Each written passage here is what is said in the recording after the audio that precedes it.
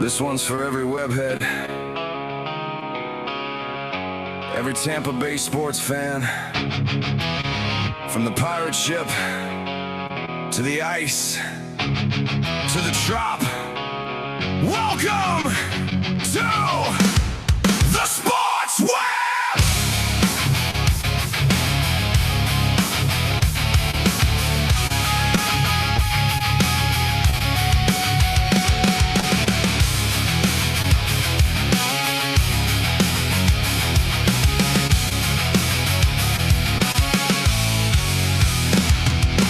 Lights go up, it's another game night, breaking every headline underneath the spotlight. Red and pewter, blue and white, living every moment under Friday night lights. No fake stories, no empty hype, just passion that burns every single night. The Rolex reporter never misses a beat, always bringing the fire from the Tampa Bay streets. Raise your voices, let them hear you scream. Every fan united, living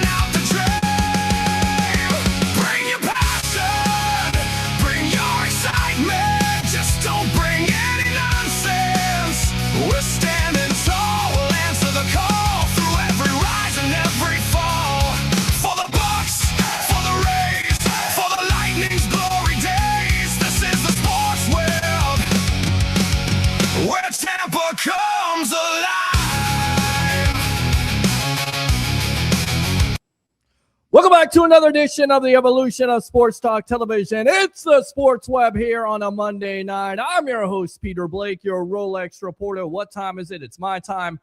And, of course, for fans of the Sports Web, the Tampa Bay sports fan, especially you Go Bucs fans, you Rays fans right now as we're watching this. And the Rays have just won the game right there. There's your update. There is a losing streak broken now. Your Rays now beat the Baltimore Orioles 7-6.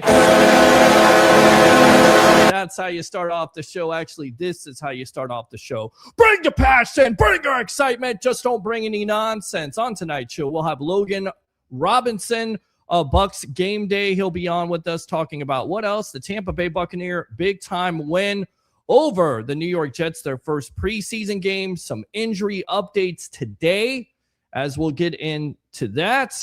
We'll get his thoughts. Also, a Vita Vea contract update, which doesn't sound very promising at this point. And then, as always, we'll take your phone call, 727-255-0391. It's 727-255-0391. Of course, this edition of the Sports Web brought to you by Up the Block Barbershop. You don't have to go far. It's Up the Block Barbershop. And I got it done this weekend here. Whether it's a haircut, a beard trim, a fade, they got you covered. Go see Ricky and all the talented barbers there at Up the Block Barbershop and tell them the Rolex reporter sent you. If that wasn't enough, and it's never enough on this show, is it?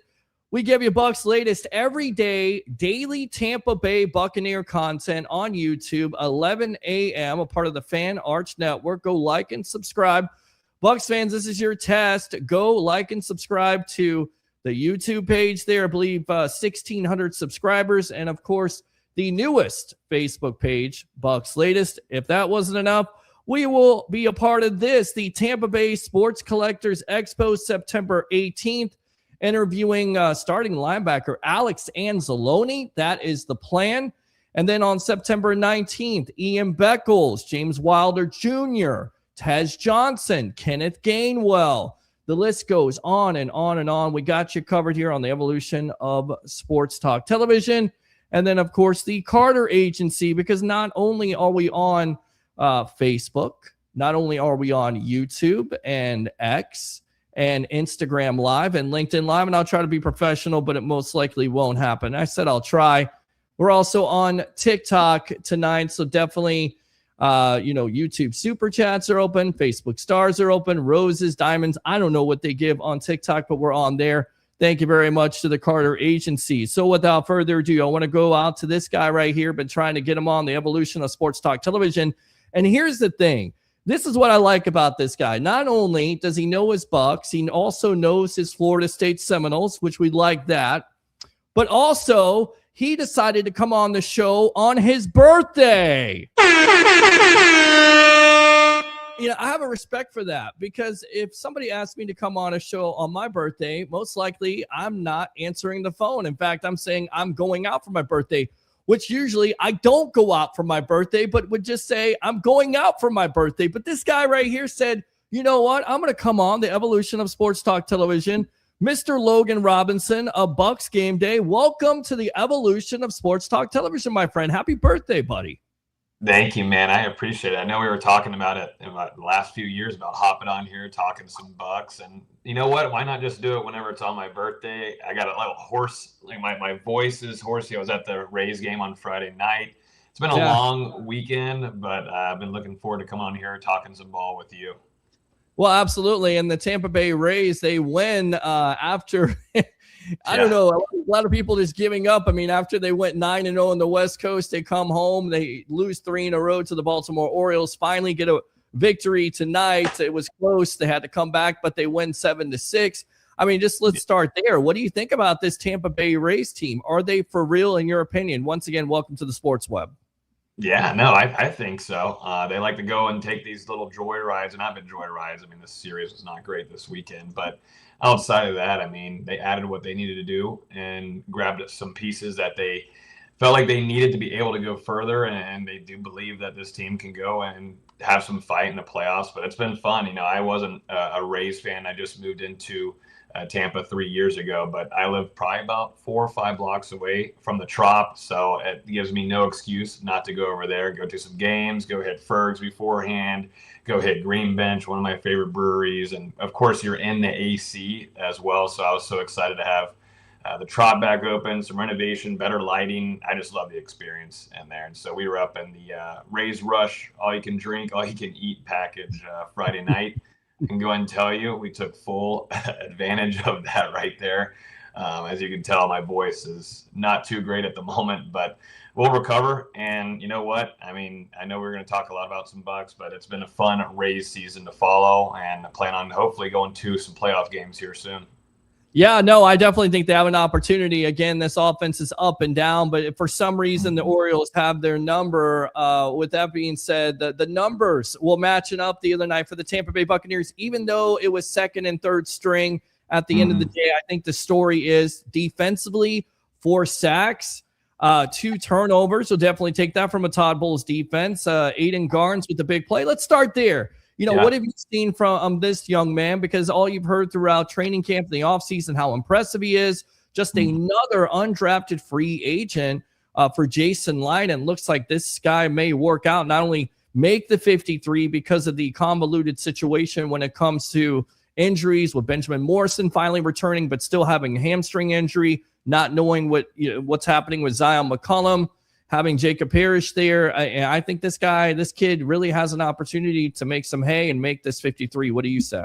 Yeah, you're right. I mean, he's one that has taken full advantage of Benjamin Morrison being out. And, I think if I go back all the way, I first noticed Benjamin being out on I don't know if it was the second day of OTAs. I mean, we're talking a very long time since Benjamin Morrison's actually been able to compete, be involved, participate, and one-on-ones, definitely not teams. It's been a long while, and so you kind of got to look at some other guys to step up, because the Bucs, they didn't feel like the inventory and free agency to go grab someone was going to suffice, and spending the money to go after some of those guys. Yes, there's some veterans out there, and of course there's some big names, but they don't feel confident that it's worth the price. They have some confidence though in some of these younger guys, and Garnes is one that's taken full advantage of it. He's been looking good in one-on-ones. He's had some big plays throughout training camp. And then whenever we go under the lights, literally in MetLife Stadium, the dude hits a pick 6. I mean, all credit to him. And he said in an interview today, I don't care kind of who's in front of me or who's behind me. Like, I'm here to win a job. And you could tell that, Morrison being out, Zion being sidelined, dealing with some things here and there. Like, it's now allowed for Garnes to take full advantage of it. This kid's got a chip on his shoulder. And, Todd Bowles and, Jason Light, they do find some of these guys that are undrafted. I mean, look at, I'm sure we'll talk about too, of course, at the quarterback position with Jalen Daniels. Like, they'll find some guys that aren't drafted that come out of nowhere and say, oh, hello, who is this? And it happens to be, though, that they need it desperately in the cornerback position with some of those guys being dinged up at the moment. Yeah, I think of Christian Izien. We've had him on this show before. I think of Sean Tucker, all those guys undrafted.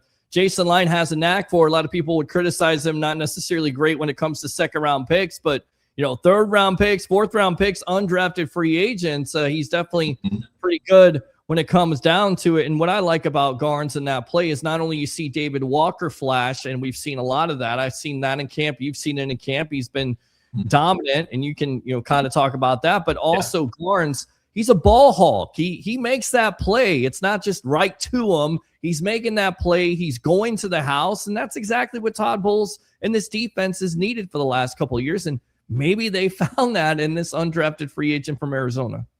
Yeah, and I think too, this defensive line, I know you're not seeing your pure starters out there like Cansey and of course Vita Vea, which we can discuss later on, but you're not having your Ruben Bain off the edge or Yaya Diaby or Muhammad that you brought in from the Detroit Lions. And I loved what you got to see from that defensive line. Some of those 3 deep guys, even in your 2 deep, of course, I think Elijah Roberts is going to take a big stride here. And I think he showed a first glance of that in that game on Friday night. But, he was making some splash plays. Whenever your defensive line is able to bring pressure like that, it makes life a lot easier for DBs. They'll tell you that straight up. I think I was asking Zion about that, like just how much better do you feel whenever you're at the cornerback position and you've got a Ruben Bain flying off with Yaya Diaby? And, I know people kind of have their question marks about Yaya Diaby. Is he already kind of at his ceiling point? Well, let's see if we can put a guy on the other side that can bring a ton of pressure there. So then it's not overloaded heavy on Yaya Diaby. Like,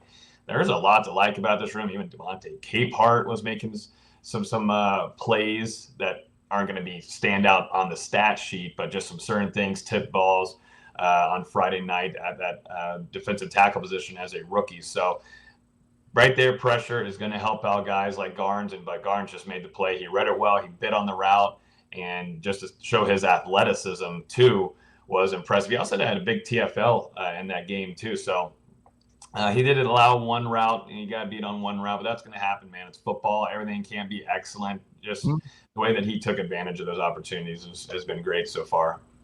On with Logan Robinson of Bucs Game Day. It's the Sports Web. I'm your host, Peter Blake, your Rolex reporter, giving you something to think about here on the Evolution on a Monday night. Talk about Walker. What have you seen from him? You've been out there more. I went out there. I thought he was dominant. I thought he was everything as advertised. You saw it the other night. Not only does he get pressure on the pick six for 47 yards, but also he gets pressure on the second interception by Wisdom. What have you seen from Walker throughout the offseason there, especially in training camp?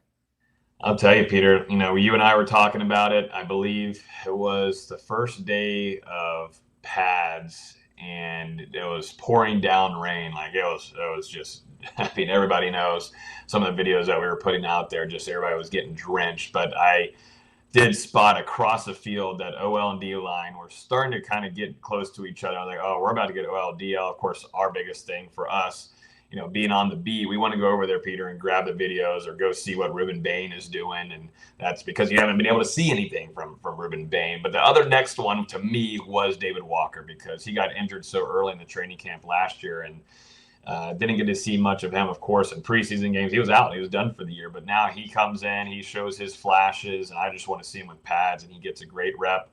And he's going at it with Luke Gedeke out to the side. He's going against it with Chakuma. And, you're like, all right, let's see in the preseason. Like you just said, bringing the pressure there allows for Garnes to make that play. Just certain things like that. You're just continuing to see the growth from Walker. And I, talking to some people inside One Buck, they are super, super high on this kid. And he's got a great mindset. I like his mentality, very mature, great interviewer. Just a good guy, and just to see him make those strides has been great so far. Big in the community too, so he's easy to root for. I want to see some more games. I want to see some more opportunities for him in these preseason games, and I know he wants that too. But there's been a lot of chatter. Is he outside linebacker 3? Is he top 3 in that room behind Yaya Diaby and Ruben Bain? We'll see. Well, he'll have to prove it though, and I think he knows that as well, Peter. I think it's a good problem to have, and I think it's also where Todd Bowles could get creative, because Bowles has talked about it. He can rush him from the inside. He can rush him from the outside if you want to. So maybe there's a package where you have Ruben Bain Jr., Yaya Diaby, and, of course, David Walker somewhere on that line with Kalijah Kancey. Who knows? Maybe Vita Vea will show up too. Who knows at this point? I think, again, Kalijah Kancey for me is the biggest key to this defensive line. I'll get back to the defense in a moment. Was this a big deal performance by Jalen Daniels? He's an undrafted free agent, 6-year guy from Kansas. We've heard nothing but, great things. Like I said, I go out there in camp. I see his leadership qualities. He gets a touchdown there to Ted Hurst III. You can see him congratulating his team. He's fluid. He's got great athleticism. He can make all the throws. He seems like he processes this offense fast. A lot of people say, well, calm down on this, because he only – you played against second and third stringers, but he's done this throughout training camp. So is this a big deal performance, in your opinion, versus the Jets on Friday night? Could we be talking about not only winning the third quarterback job, because I think he's definitely over Connor Bazelak right now, but I think you can maybe challenge Jake Browning here down the road. What do you say? Yeah, I'll be honest with you. I thought it kind of shocked me by his performance, and not saying that Jalen Daniels hasn't shown signs of growth through camp. He most certainly has, but I did think that he would kind of go back to some things that he needed to do better at whenever he was at college. A little sporadic in the pocket, wanted to use his legs more. I'll be honest with you. I think the hire of Chandler Whitmer, who, if everybody doesn't know that name, and I wouldn't be shocked if you didn't, this was a hire made during the offseason. He was the quarterbacks coach for Indiana last year, who was the coach for Fernando Mendoza, who ended up winning that Heisman Trophy. And I'll tell you what, I think they've done a lot of work with Jalen Daniels, Peter. Just the way that he was very sporadic for us going through rookie minicamp. That's totally expected. Like, that's going to happen. You're just now building chemistry with some of your wide receivers. You got to try to understand what you're going to get with that offensive line. Then you get OTAs and you get mandatory minicamp, and a lot of kind of just darting around and just throwing and seeing where it goes. And now I thought he just looked calm. And that's not easy to do whatsoever. Certainly whenever you have guys that have been in the league, you might have third, fourth stringer guys coming at you, but guys are fighting to get on that 53-man roster that have been in the league for a while, still coming for your head to make a play. They look composed out there. And like I said, I think Whitmer has done some good things with him to help his improvement and for him to feel relaxed there in the pocket. And when he needed to use his legs, he did, but he kept his eyes downfield. You got to work on some accuracy and some things here and there. And some better ball placement, but you can work on that. Just, I think, getting the feel of the game like that and just such a short amount of time in the first preseason game is big. And I agree. I think he's got a chance to get into that. We'll see. It's one preseason game, but I think the Bucs staff do want to see what could Jalen Daniels be for a potential QB2 down the future, because body build wise, the way that Baker Mayfield plays and Daniels are really similar to one another. It's not like Bazelak and Browning. So I think that's the eventual plan. And I think Daniels showed that, he's ready to see what he can do on this roster. I felt like the throw there to Garrett Green for 35 yards. That was great. That was a good play there. And then again, he's able to escape. He's got that, again, like that Baker Mayfield type of, mentality. I think he's got better athleticism than Mayfield. I love Baker Mayfield, and I think he's the franchise quarterback, should be signed. We'll see how that all works out. With that being said, a lot of people put comparisons out there. What do you see when you see Daniels on film? I know a lot of it's unfair. Some people say Sean King with the number 10. King did a little bit more in college, but they do have, the same type of athleticism. Some people say Lamar Jackson. What do you see when Jalen Daniels is starting for the Bucs? Yeah, I was just about to kid. Can we go ahead and put Daniels up there with Lamar Jackson up in that top tier? Get the fans going crazy. Yes. Now, the funny thing, I was just watching it. We weren't on site, and I was actually at the dang Rays game, so I had to watch from the phone. But he's a smaller build dude, and like I was saying, I love it. So whenever training camp practices began, whenever guests were there, Baker Mayfield would go over to Jalen Daniels and send him over to the fan base that was sitting over there in the bleachers, and he'd tell him to hype him up. So you'd see the videos of Daniels hyping all of the fans up and everything, and Baker Mayfield's just sitting there laughing, loving it. So he's kind of definitely taken him under his wing. Whenever I was talking with Todd Bowles about Daniels during rookie minicamp, I was like, what did you guys like so much about him to give him a shot here at this quarterback position? And he said it's simply that energy. They see a lot that they can do with him on the field. It's going to take some development, but the energy, he says, this is one of the most energized rookies that I've ever coached in my coaching lineage. Like, that is like the most energized guy. He's like an Energizer bunny, and I think guys feed off of that, and you could see it too in some of the plays that they were making, celebrating after the touchdown. So there's some things to like here, and if we got to go ahead and play some with Lamar Jackson, let's go ahead and do it. We're already doing it. Drew Aller with the Steelers, he's the next all-time great over there. Ty Simpson is going to take over for Stafford after this season. Like, we're ready to make some bold takes. So let's go ahead and do it. Let's do it. And I'd be remiss not to mention the Baker Mayfield contract situation. I made no bones about it. I think it was disrespectful by the Bucs to only offer him a 2-year contract, even though it's $50 million a year. If he's your franchise quarterback, he's a franchise quarterback. You're not looking at somebody else. And I feel like that's the reason why Baker Mayfield didn't sign the contract extension in the first place. How do you see this situation playing out? Do you think it works in favor of the Bucs and Baker Mayfield to where he's got that chip on his shoulder and he's going to play for that contract extension and they franchise him next year, even with all the dead money? I mean, how do you see this playing out? Are there hurt feelings here? You're by the team. What do you see? I'm like in the mix there, Peter. Like I'm in the middle. Like I understand both sides. And to me, what stands out most, I'm right there with you. Like I think it should have been a minimum of 3 years. And he's been told he's a franchise quarterback. He's been told from, the Glazers and, Jason Light. I mean, Jason told us that when we were talking with Light about, this contract extension. If he feels like he's a franchise quarterback and he's been told that, why are we doing 2 years? And if that's it could be one-sided. We're hearing that story. It could have been 3 or more, whatever that might be. But just me personally, if it was 2, that's just not enough, certainly for being a franchise guy. I think overall you're going to see a feisty Mayfield. He's got to take care of his body, though. That's where you're getting a major risk here. Yeah, maybe the Glazers and, Jason, they want to see him prove that he can go back to that 2024 form, certainly better than last year. But, you got to think in 2025, that was just dealt with injuries. The interior offensive line was horrid. Even Luke Gedicke was dealing with injuries. Tristan Wirfs didn't even start the season. He was beyond dinged up. I would have watched Tristan Wirfs at the latter half of the season. That man was struggling going from play to play. Like that whole O-line was just eaten alive. And so then you had wide receivers hurt all over the place too. So you had to rely on a rookie to come in and be your wide receiver 1 really quickly. And then you had a brand new OC who had no previous experience being a play caller in the NFL. I personally think that's the number one thing that really hindered the Bucs last season.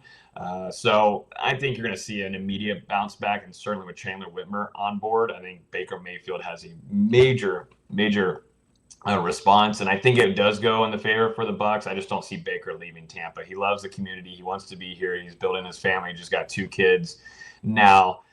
His best friend's Tristan Wirfs. A lot of these guys he's built a lot of connections with, and I think he personally has a close relationship with Jason Light. It might be a Glazers thing, Peter, but that's just me. Yeah, and I think it is a Glazer thing. I think it's a Glazer decision, and also may fall on the fact of Todd Bowles. Do you think that's what it's about, with Todd Bowles possibly being on the hot seat at this point? There's been some talk of Jason Light. I think that's nuts, because Jason Light has done a great job of building this team into not only a Super Bowl winner, but a playoff contender in NFC South. A lot of people have a bad taste in their mouth when it comes down to it from last year. And then furthermore, I think he's missed on the edge rusher, whether it's free agency or draft, but Jason Light's done a great job. I don't think he should be on the hot seat. So do you think that decision is more based off of Todd Bowles being on the hot seat and the Glazers not knowing and not wanting a quarterback attached to a coach if they do hire somebody, which again, I'm the eternal optimist. I think this season goes a lot better than a lot of people think, but let's say it doesn't. Do you want that coach attached to that quarterback that it doesn't necessarily want? Because it seems like every coach wants his own quarterback, wants everything their own way, right? Yeah, no, you're correct. And that's the thing that, I think everyone is now eyeing, as we're going to talk about some of these top storylines going into the season. It is going to be what would happen if things go downhill for another season like last year. And I was listening to Baker Mayfield's interview. He was talking with Leonard Fournette, Jarvis Landry. They both came into training camp for a day, and they interviewed him afterward. And you could tell, Baker was highly disappointed with how the whole team played last year, the way that they demonstrated how they played. They did, don't want to give excuses, but the guys were dinged up. But he's ticked off. It's a mix of it's funny. It's a mix of ticked off from last year, not playing well, but also too now this contract situation has him pissed off. Like that's exactly kind of where you want to have Baker Mayfield at. But he's going to play his butt off, and no matter if Todd has to go, I think everybody knows that he's on the hot seat. I think maybe a lot of the fan base weren't too happy that he was going to come back for another year. Definitely when you saw the fight be lost from players, specifically your leader and Levante David, that's deeply concerning. That's concerning for me, as it should for anybody. That can't happen again. And the Glazers are riding with Todd Bowles. They have some confidence there in him. But it might be a thing where if they try to reset, this would be a hard reset. It just depends on what would happen with Jason Light, but it would be a pretty significant reset. You have a lot of young talent that you feel happy about, so it's not where you're having to have a reset. I don't think talent wise, but it would certainly you'd have to find a coach that would match well with Baker. And I think there are a lot of coaches that would want to come in and coach Baker. But also, two things get interesting because Baker can have some say-so later on if they're, just depending on what they want to do extension-wise, franchise tag. Like, it could get very intriguing in the drama scenes of things nationally later on in the season if they can't come to terms and things aren't going great. Yeah, absolutely. And I think there's a coach out there by the name of Mike Tomlin. I think it's no secret that the Glazers, their biggest mistake they ever made was letting Tomlin out of the building. He's available at this point. You got Sean McDermott. But again, I just feel like this team is way too talented. I think Todd Bowles can get this team together defensively. I think they will be a lot better than what they were. And if they're just average, Logan, I think the sky's the limit for this team because offensively, if they can stay healthy, I think they can be a lot better without Mike Evans. A lot of people look at me and say, why do you say that? And I'm saying, well, because Mike Evans hasn't been able to stay healthy the last couple of years. And oh, by the way, he's already injured for the 49ers. Although Emeka Egbuka has a toe strain, turf toe. You've got Jallin McMillan. He was reported today with a banged up knee. So with all that being said, does history repeat itself? Not only do you have Chris Godwin Jr., but are you depending on rookie Ted Hurst III? And how concerned are you about this wide receiving situation to begin the year? Already, we have some injuries here, Logan.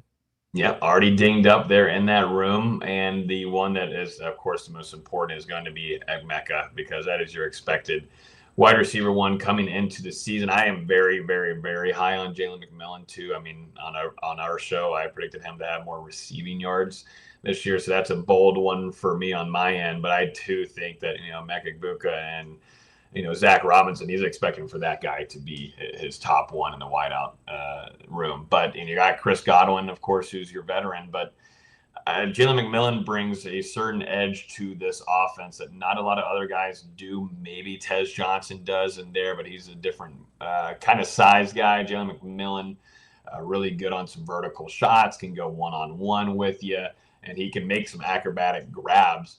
And I think things will be fine. I think guys will get healthy. I think Emeka will be fine. He kind of was dealing with something too, Peter, at the beginning of camp. I don't know if it was specifically. So what's really interesting about this camp, guys, is that they spent so much more time in that IPF, which is the indoor Advent training center, and they're inside practicing because of that rain. I mean, we had a full month. It's rare that, it's going to rain that much, certainly in the mornings. But it affected where, the practices, they had to leave the field. They go inside, and a lot of the players don't like being in there just because it is turf, and it does, after a while, mess with your toes, mess with how your feet, and certainly is, I think, depending on how well it is, the turf, more injury risk. So I think Todd Bowles allowed for some of those guys to sit out. But during that time, Emeka Egbuka was out, Jallin McMillan was out, and they were being careful with that there. So yeah, just kind of a freaky thing happens up there with the joint practice against the Jets, and J-Mac still, I guess, recovering from what, whatever that was early on in camp that might be still kind of affecting him. So it's something to monitor, but man, I mean, I can talk about some Ted Hurst. I mean, let's talk about it because, to me, there was opportunities there on Friday night. If Jalen Daniels is in there or Baker Mayfield is in there and they're putting the ball where it's at, especially at the goal line, if you put that right on his hands, that's a touchdown. Instead, you put it behind him. And even, Hurst III would say, I should have caught that, but you give the opportunity to the corner to swat that out. I thought, Hurst III looks everything like a guy that's the future of this team. I know, again, it's against the Jets defense, but he just looks like it, and I just don't know how a guy like that falls in the third round, because all you hear comparisons, Jason Light subtly kind of compares him to Mike Evans. You hear Steve Smith Sr. compare him to Larry Fitzgerald. I mean, what do you see from Hurst III? Well, he kind of had a slower start to camp, and I think everyone was looking to see, all right, I want to see some one-on-one balls. I want to see what can happen in the red zone because, you just lost Mike Evans, like you were just talking about earlier, Peter. And that's a guy that's a future Hall of Famer. 1,000-yard season streaks. We know all of that and what he brings to the table. So whenever you get drafted and Hurst has those kind of measurables, a bigger wide receiver, way bigger than anybody in this room currently, you're looking at him having to, take on those things that were expected to be lost with Evans leaving. So kind of slower start. And then I'll say one of our last days before that joint Jets practice up there in New York, he just goes off. He has 2 great plays, one of them being on the sideline. He's in good coverage from Josh Hayes. He was playing the ball really well, and I know a lot of people aren't high on Hayes. That's understandable, but Hayes was all over it, and still Ted Hurst just makes an incredible catch on the sideline, gets 2 feet in, knocks the wind out of him, and is able to come off the field. And then guess what, we still got red zone to finish off the day. It's usually about 3 plays with the first team, 3 plays with the second team, both offense, defense, and it gets really energized. You got Nacho talking trash. You've of course got golly, I'm missing his name, Ashawn Robinson chirping too, and the defense is riling up the offense. But guess what happens? Ted Hurst gets a shot. I believe it was from Baker. Yeah, it was. And he takes it one-on-one against Jacob Parrish, who, is highly touted right now on this roster, and makes a play and comes down in the corner with a touchdown. And he's slowly really getting down, I think, the playbook better. They want to crisp his routes and improve there from what we heard from Todd Bowles and Zach Robinson. Those things got to get better, but you're seeing strides be made, and you're going to see a lot of number 17 this year, ladies and gentlemen. He's going to be a fun watch, and he's a really well-rounded kid, mature and easy to like. And yeah, I think there's going to be a lot of 17 jerseys. I'm not going to lie. There's going to be a lot flying off the racks after that first game if he's able to make some of those splash plays he's made throughout camp.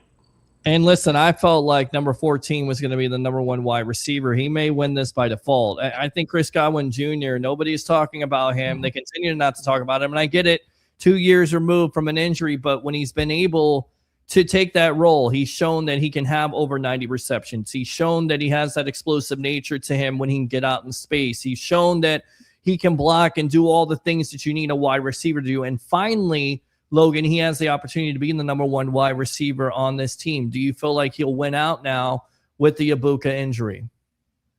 He could. He was the most, I'd say so far. It's been a quiet camp from Emeka. I know he's been dealing with some things like I was talking about previously, but it's been quiet. They've been trying to take shots with him deep, Zach Robinson, trying to get that, I think, improved just from specifically Baker's play. And we know how athletic Emeka can play and kind of open up your offense more. And so that was something that they've been working on, but it's just not been as lively as Chris Godwin has. He's been a guy that's connected well with Baker, made some really good grabs. Chris Godwin also made a really nice sideline grab that I think the Buccaneers official account posted on their socials. Really nice when we were sitting right there. Shout out to the Bucs PR team. They allow for us on the media to get as close as possible. I think better than any other love it across the league. Like, you can't get any better. I went out there. I was sitting with the fans. Not a bad thing, sitting with the fans. Everything else. Some people recognize me. I'm like, hey, how you doing? On the sport. I watch your show all the time. Okay, thanks a lot. Appreciate it. And then I see media members, and I'm like, wait a minute, let me jump over that gate there. We're right by the field. We're right down on the field there. We're getting, we can't get video, of course, but you can take some pictures when they're not doing it. But you're exactly right. It's right on the action right there. It's amazing. Thanks a lot to the Buccaneers for allowing us to do that. So I like Chris Godwin Jr. to win out, and I just think he's going to have a comeback. He's missed a third down, too. He's got that chemistry with Baker Mayfield already. You could see some of that last year. He was still dealing with that injury. I think he has a comeback year. And if I'm a fantasy football player, and we care about your fantasy football team, on this show, I would take him. I would definitely take him, sneaky 3rd or sneaky 4th round pick. Who knows? With that being said, and I'll get you out of here. I appreciate you coming on for your birthday. Appreciate you doing it with your voice. I know how it is. I had this a couple weeks ago with the whole voice thing. Vita Vea, how do you think this situation is going to work out? A recent update here from Jeremy Fowler and care of our friends there at Joe Bucs fan. The Bucs and Vita has some beef with the Bucs. There have been teams that have contacted the Bucs, namely the Buffalo Bills, San Francisco 49ers, and Chicago Bears, which I think it would be a great move for the Bears, a Super Bowl move for them. I just don't see Light trading your defensive anchor. And also, if this is about money at the end of the day, why would Vita Vea be holding out? You're going to be charged $1 million a game after this. I just don't see this working out. I think the Bucs win out. They win this standoff, or cooler heads will prevail here, Logan, and they will get something done because he is a big part of this defense. And I just feel like, what's the reason for, getting all these defensive weapons around him? You got the most consistent defensive lineman who's taking on double and triple teams. He's going to free everybody up. You need this guy in the fold. What are we talking about here, Logan? I don't know. I mean, it stunned us all just a few days before camp. Like, boom. I think it was like less than 48 hours at Vita Vea requesting a trade. Like, that just kind of just came out of nowhere. And then you also had the Baker stuff going on. So you're like, man, what just happened? And you got national folks getting into it because, yeah, you're right. I mean, he's a dude that takes on multiple guys. He's big size, but he's also been able to stay healthy. He's been training up there with Sue in Washington, I believe, during the offseason the last few years. So he's been able to stay consistently healthy throughout the years, and that's where he's expecting to get more money. He's going to talk with his agent and say, hey, I'm able to stay out there. I know how pivotal I am to this defense because Todd Bowles has said it. He's said it numerous times. Now, we did ask Bowles, I think it was early last week on, can you play without Vita Vea? And he said, yeah, we can play without Vita Vea. We got some guys that can step in, but now would we love to have Vita in there? Absolutely. But, we've heard from Todd Bowles numerous times throughout the last few years that, man, he is a gigantic piece to this defense. But just like we were talking about earlier with like Elijah Roberts making some plays, DeMonte Capehart, who is just going to be a developmental guy that could get into the rotation at some point this year. And then Ashawn Robinson, you brought in Nacho as well. But it's not a Vita Vea. And there's a reason why, teams are getting intrigued. It seems like, you got the Buffalo Bills, the Chicago Bears, the 49ers, some that are some playoff contenders, most certainly, that, need a piece like this that would like to add this addition. So I still think some tell me that it is going to get taken care of, and Vita Vea is going to be, he's going to have to play in uniform this year, but something happens to where, things get figured out between the two. But I personally think Todd Bowles and Vita have a good relationship, and they have a strong one. And I just don't know how long this can possibly last, though, because we're getting close to where we're going to start seeing some real games, and we'll see if he's going to be in uniform, actually going to be playing whenever they go off against a Bengals offensive line who don't play well at all. Certainly in September, you would love to have him in the mix along with Ruben Bain, your star rookie.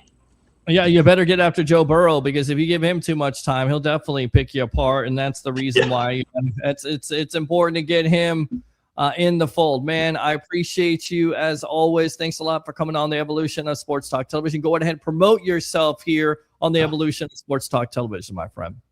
No, thank you so much for having me. I look forward to being with you in the press box, hopefully later on this weekend when the Chiefs coming to town. Yes. But yeah, no, you can check us out at Bucs Gameday. We go live a couple times throughout the week. Tomorrow, we will do an instant reaction after practice, just giving you guys some injury updates, what Todd Bowles had to say, some of those players too, as well. We'll also going to be previewing the Chiefs game on over there at Bucs Gameday. So we're on YouTube. I'm on Twitter at Logan's Twitty. I try to post a lot of videos as long as the Bucs PR team will let me. But I appreciate you for having me. Appreciate the chat. All the listeners coming in here. It's been awesome to get to know some of the Tampa community. You guys are awesome, and good luck to your Rays.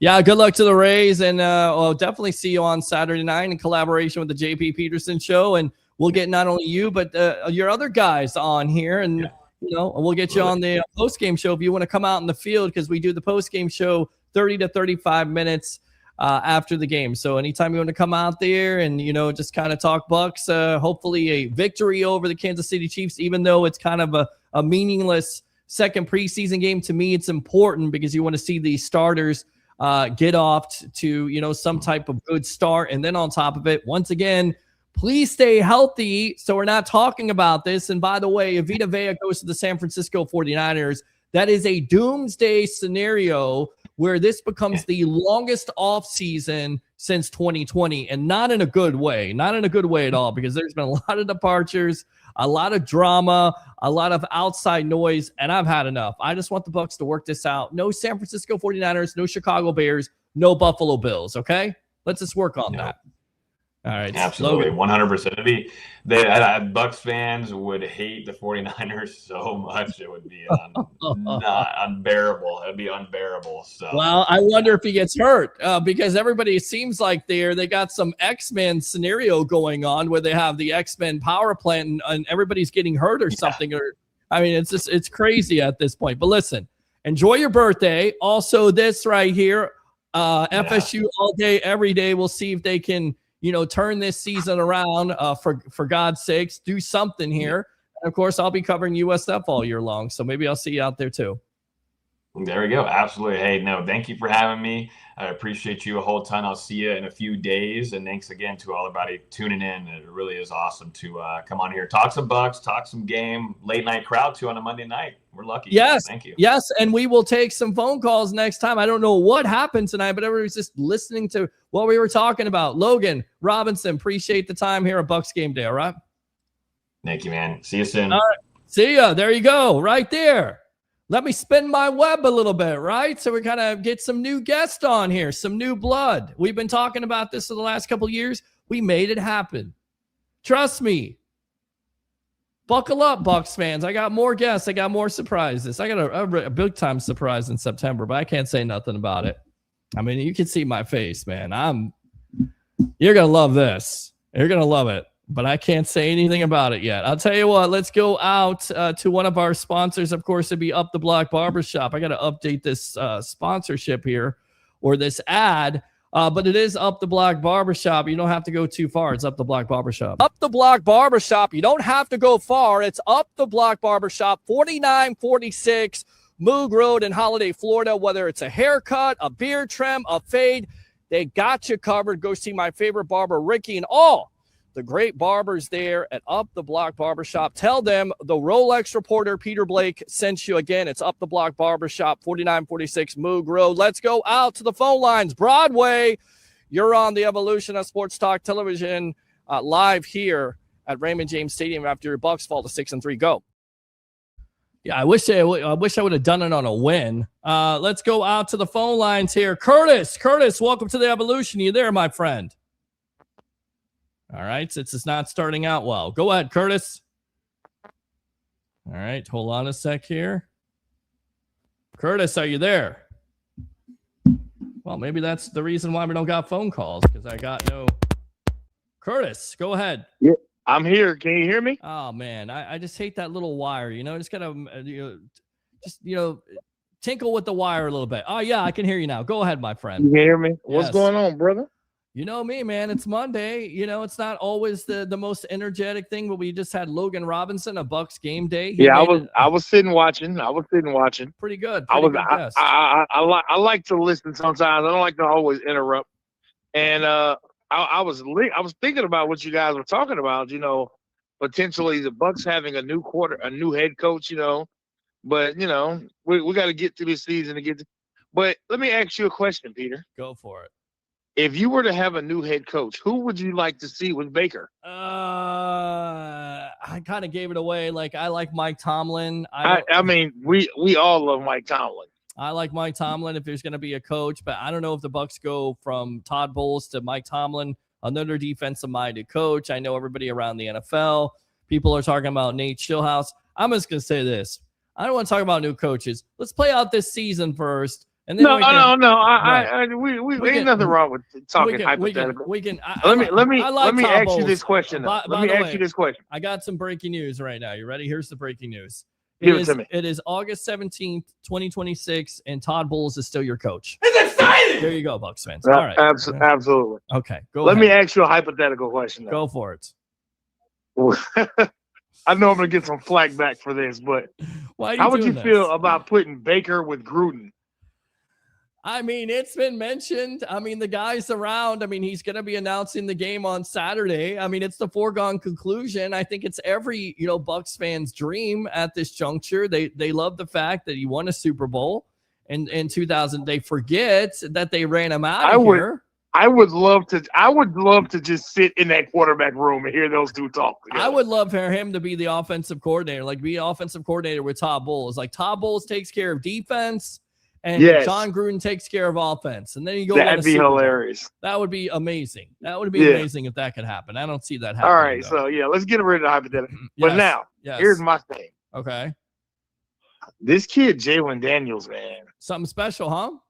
Listen, I would love to see the Bucs let him run with the twos this week. I think it's certainly possible. Jake Browning is still dealing with the back injury there. Connor Bazelak. I'm trying not to suck right there.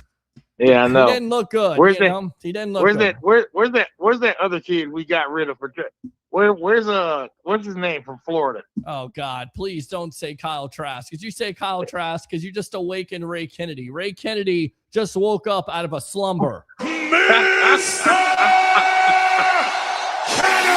He's like a Trask zombie. It's like the Trask force of zombies. Anytime you say Kyle Trask, and I heard it this week on Facebook, it's like, it was a mistake to get rid of Kyle Trask for Teddy Bridgewater. And I'm still thinking, no, I would have still gotten Teddy Bridgewater, even knowing what I know, although hindsight is 2020.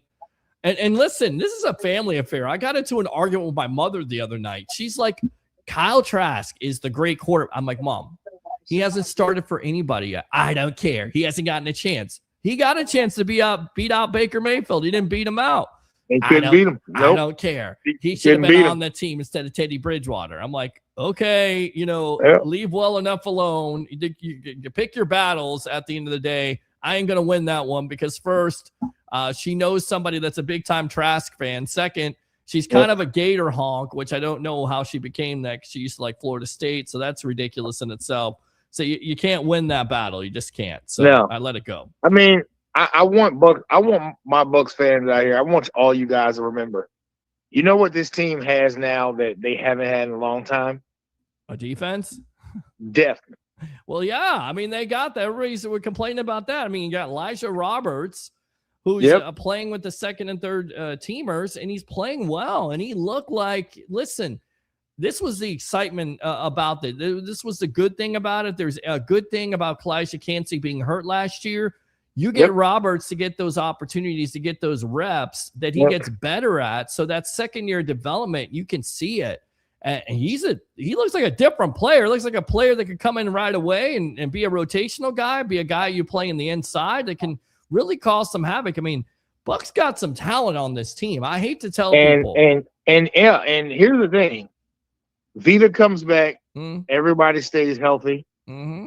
And I mean, this could be a really, really scary defense. Could be a fun year. It could definitely be a fun year. And the crazy thing about it is people are not even realizing. And Peter, I agree with you. Mike Evans leaving. Now you don't know where the ball is going. Because you have so many other options. And I think Zach Robinson also being the offensive coordinator was my point. Josh Grizzard, not ready for the position. Even Todd Bowles said it 2 or 3 years down the road. You got Zach Robinson, who's been under McVay, who's done a good job with what he's been given when it comes to the Atlanta Falcons with not having a consistent quarterback, with having a hurt quarterback, still having a top 10 rushing attack. And I think they got to get back to that. But you have. Okay, let's say we do a 3 wide receiver set. You got McMillan, Egbuka, and Godwin. When they're healthy, yes. Yes. Right. I mean, that's a dangerous 3 receiver set. Right. And, I know a lot of people don't like him. I still love Cade Otton. I just don't think that he gets the ball enough like he should. And he may get the ball more in this offense. It seems like they're featuring him more in this offense. You've seen Bauer Sharp the other night. He had a drop and then had a couple of catches, including a big-time 4th down conversion. I mean, that may be the plan. And remember, we talked to Ken Dilger about this, former Tampa Bay Buccaneer, tight end, Indianapolis Colt. He said this offense will take the next step when Cade Otton catches 70 to 75 passes. He meant that. He meant that. So Yeah, absolutely. Maybe. I mean, and yeah. then you know, with the the continuing development of Ted Hurst and even Ted Johnson. Because I mean, I was impressed by Ted Johnson last year. I don't care what anybody says. Yeah. This guy is a $150 soaking wet. Yes. $150 soaking wet, and he was out there making huge plays. Yes. He reminded me of God. What's the guy? Darren Sproles. Darren Sproles was the smallest thing on the field. Yes. So And he's I don't know, man. It's football season. I'm super excited for it. Absolutely. There's only one thing that made me throw up all weekend, and it wasn't during the Bucs game. Well, two things. That hit on Jackson Dart. Oh God, did you see that? I did not see that, but that young man needs to protect himself because he's going to have a short career if he doesn't. And that's my biggest concern. Listen, you know, the Giants, they have these pieces, new coaching staff, you know, Jackson Dart. He had an injury last year. Cam Scatterbo doing stupid stuff by flipping. Don't do that. Stop doing that, young man. Yeah, I love him. I love the fact he's with wrestling, but you're coming off a knee injury. You're doing a backflip. It makes no sense. It looked like he hurt himself. And if I were the Giants, I'd be like, listen, sit down. Don't do nothing. Get rid of social media. That's it. You're done. We're going to bubble wrap you until the season starts because that's how important you are. And then, you know, Jackson Dart, of course, taking that big time hit. Scary for Giants fans. And very scary. Yeah, very scary. So. All right. And the only other thing that was worse than that was I was watching that Minnesota Giants game on NFL Network. And when OBJ came into the game, the Giants fans erupted like they just won the Super Bowl. Yeah. And I'm like, God, Jesus Christ. It's a preseason football game, but it was good to get a win the other night against the Jets and other teams. You know what? I just like to watch the energy of the team felt way different than last year. Yeah. Yeah. It just felt it. I mean, you know, the pick six, I was like, oh my God. Aiden Garnes, man, 47 yards to the house. I mean, he jumps the route and he's going. I mean, that's a ball hog. That's what you need. Yeah. That's what the Todd Bowles defense needs. And it's like we have so many pieces on defense. And I that's why I said I feel like we have more pieces now since the Super Bowl. Yeah. So I don't know, man. Super excited, getting ready for this weekend. Watch some more Bucs football. We got you covered, my friend. Now we plan to be out there for a post-game edition of the Evolution on the field, 30 to 35 minutes in collaboration with the JP Peterson Show. I don't know how late it's going to be. Probably about 10:15, 10:30. But we got you covered here on the Sports. I wonder how much the tickets are for that game.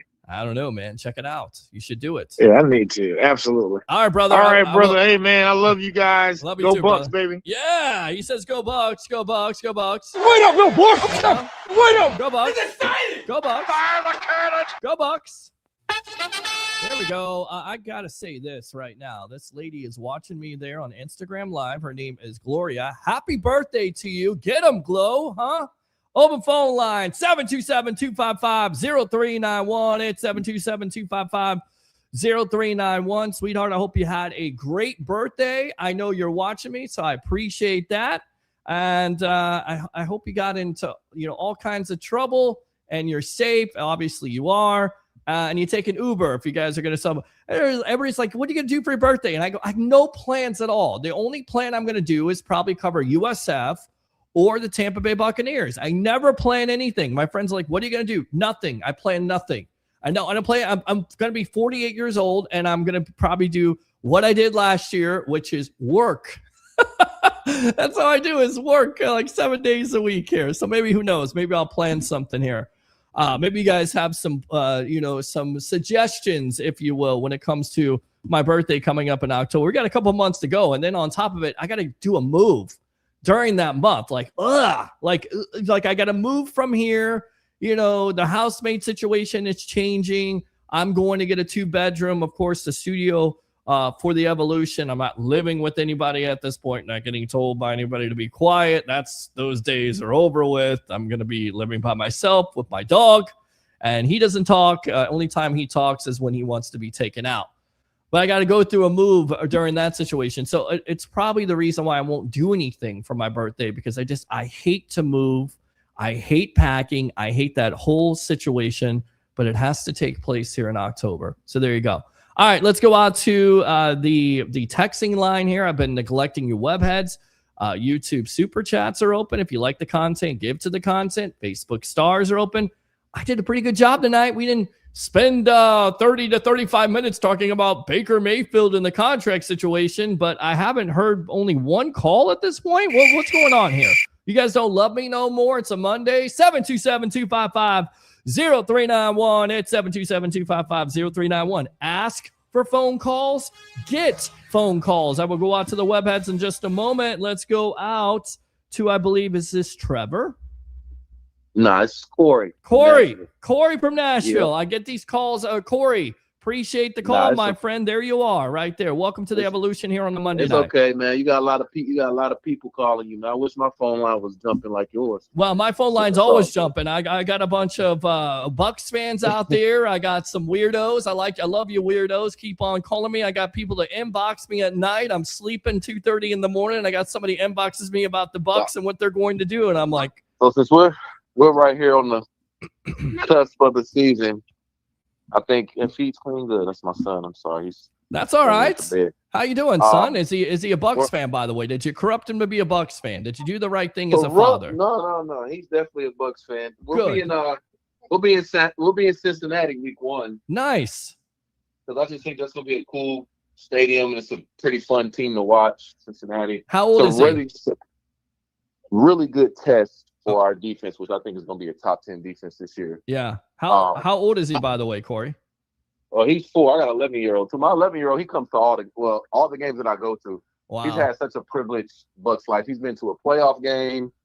He's been to we were there in Tampa for that Rams divisional round game. What an amazing game to be a part of. Such a great game. I was so proud of my team though, because we could have laid down. Sure. I mean, you had 27-3, and they come roaring back at that point. Yeah, we didn't lay down. Man, we proved that we deserved to be champions the year before, because people like to knock COVID years. But we proved that we deserve to be champions, because we could have easily just laid down that game, and that was a great game to be at live. Yeah. So I was proud. I was probably more proud.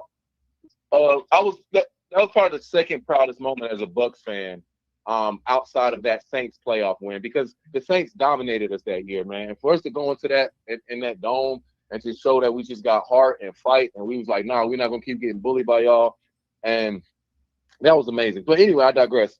All right, so we're out here on the cusp of the season. I like to do like bold predictions. Mm-hmm. Go for it. Let's take a macro approach, and they're pretty positive.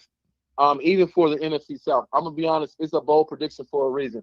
I think the NFC South, I think we're gonna be one of the top winning divisions in the NFC this year. I think the Bucs could run away with it. How about that? How about that prediction? I won't lie to you. Now that I'm seeing these injuries here, I personally think we're the best. I think we're head and shoulders above the rest of the division. Right. Atlanta doesn't have a quarterback. Nope. Carolina can't. They're having weird injuries right now. I hate it for them. Well, I mean, they had the defensive line was hurt. We talk about the Saints. Their defensive line was hurt. Atlanta's missing James Pierce Jr. for about 8 games. Should be more than that. And Jalen Walker. I mean, you're starting to smell what I'm cooking here. Use the old rock term here. I mean, I'm thinking, the Bucs could be head and shoulders the best team in this NFC South. How about that prediction? And I think, and I know he's a rookie, and I'm not going to put a lot on him, man. But I see Ruben Bain as an impact player right away. Mm-hmm. Yeah. Like not one of those rookies that you work along. I just think he's mature beyond his years. And he comes from a football family, right? So it's like he's just a professional. He's a professional football player. That's what he was groomed to be, and that's what he's going to be stepping on that field. And the NFL messed up letting him fall to 15. They didn't mess up for us.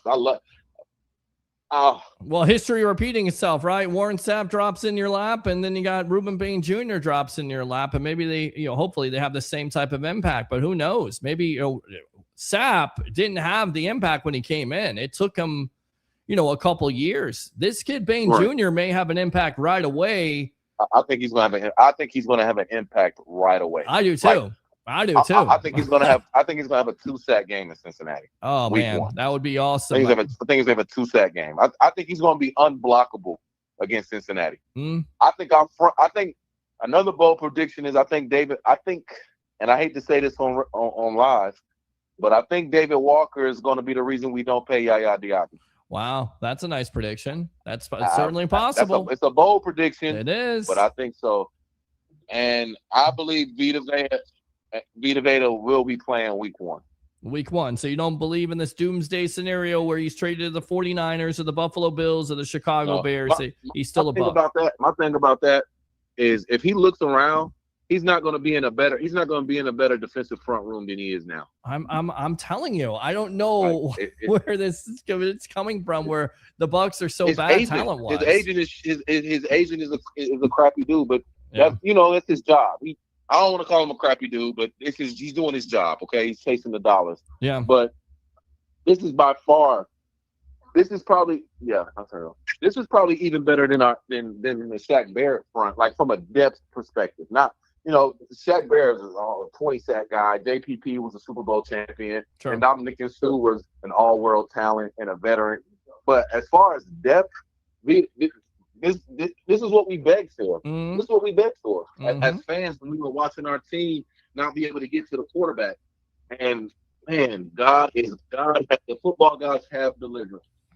They have, and not only do you get a Ruben Bain Jr., but you get a David Walker back, and there was a lot of hype with him last year before the injury, and now he's starting to show why there's that hype. So it's basically get an extra first-round pick, and then you already have Yaya Diaby, and you already have Kalijah Kancey, and I would assume that, again, Vita Vea is going to come back in the fold, and you have Ashawn Robinson and DeMonte Capehart and Elijah Roberts and just a collection. It's a deep room, bro. It's good. It's a rotation. This is why I changed my stance about 4 years ago on Jason Light, maybe 5 years ago, right when we got Brady. I think I changed my stance on him because I started looking at everything. Like, man, for every time somebody could say something about a Roberto Aguayo, which people completely overreacted over that pick, by the way.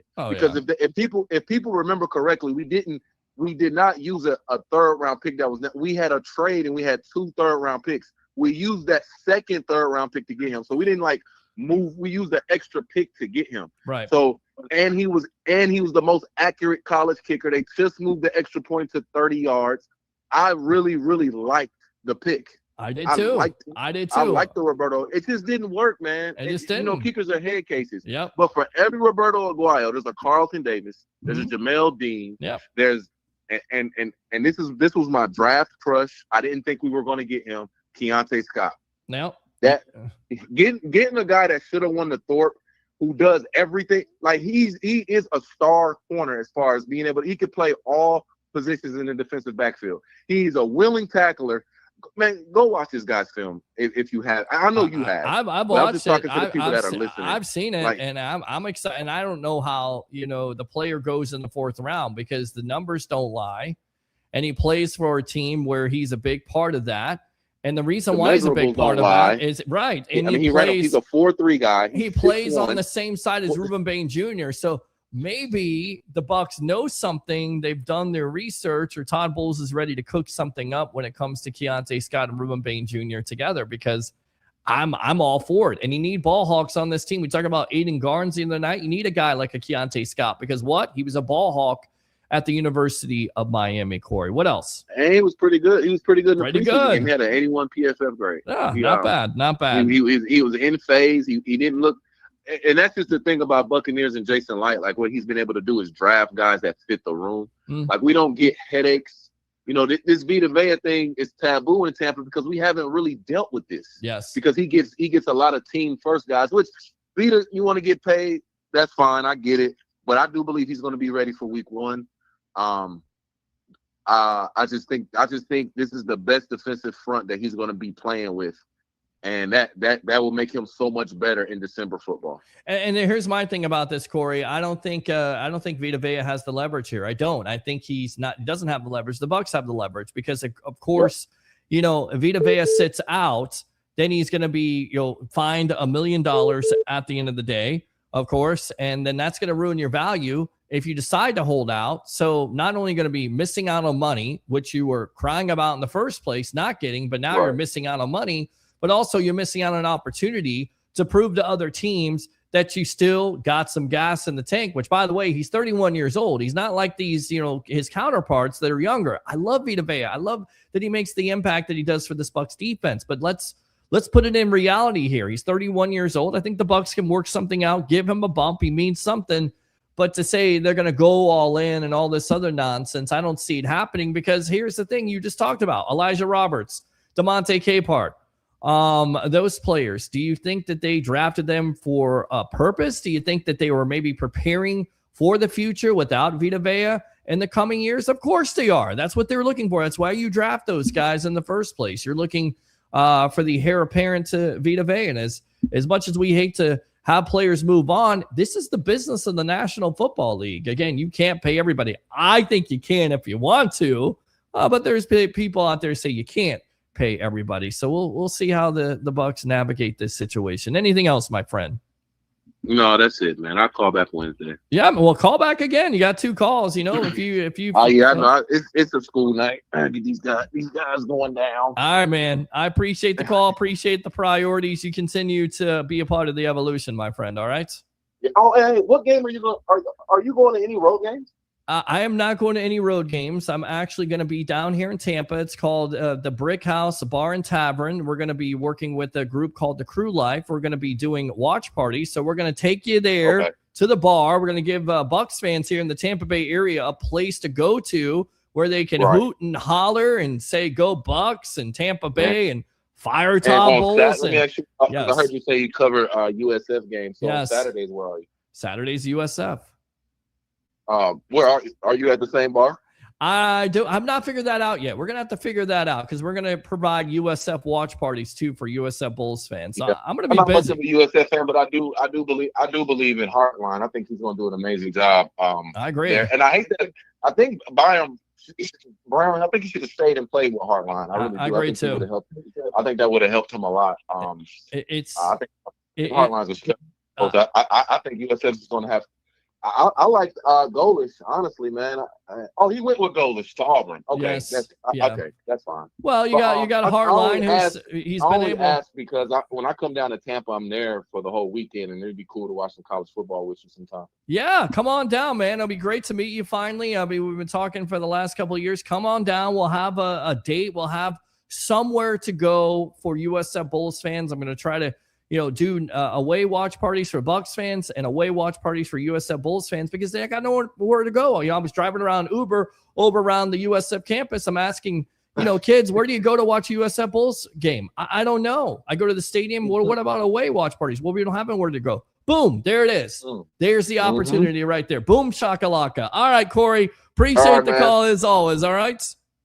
All right, my friend. Yes, good stuff there. Open phone line 727-255. 0391. It's 727-255-0391. Let's go out because I got a call before. Call back if you want to. But we'll go out to our web heads here. What's up, Peter Blake? What's up with you? Oh, yeah. Let's go out to Tara here. Off to a great start. So happy to see the crew pull off another one Saturday. Absolutely. We got you covered here in collaboration with the JP Peterson Show.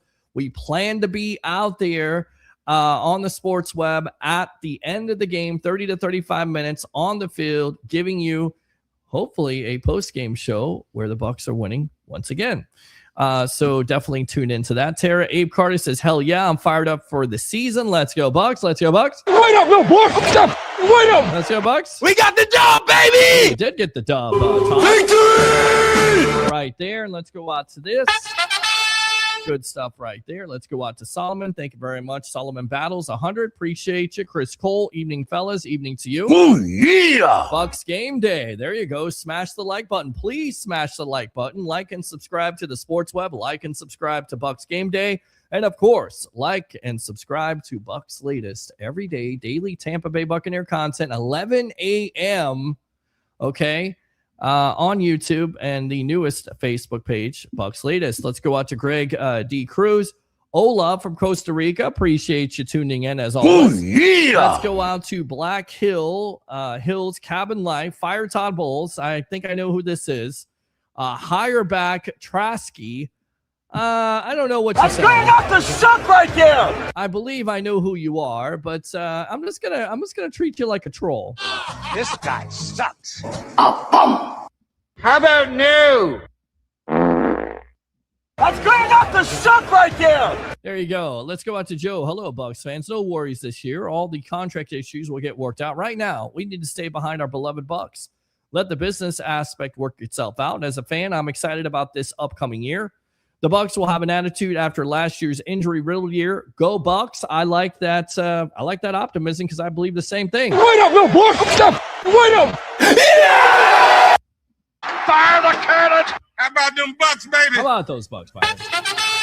There we go, right there. Good stuff, Joe. Appreciate it as always. Let's go out to Daniel Dinsmore. I'm about tired of the Vita situation. I hope it's not a distraction for the players. I agree with you on that.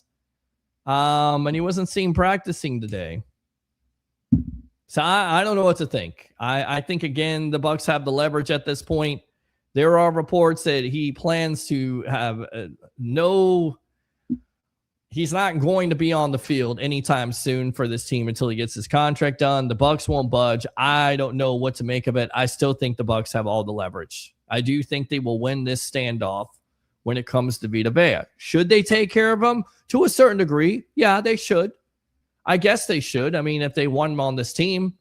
If they don't, then they'll play this situation out and they'll put the ball in Vita Vea's hands, and then you start to fine him and you start to miss out on game checks, and then we'll figure out where you go then, because that's really concerning at this point. But I agree with you. Todd Bowles is Trask. Okay. The Bucs have a Timu. Head coach is diabolical.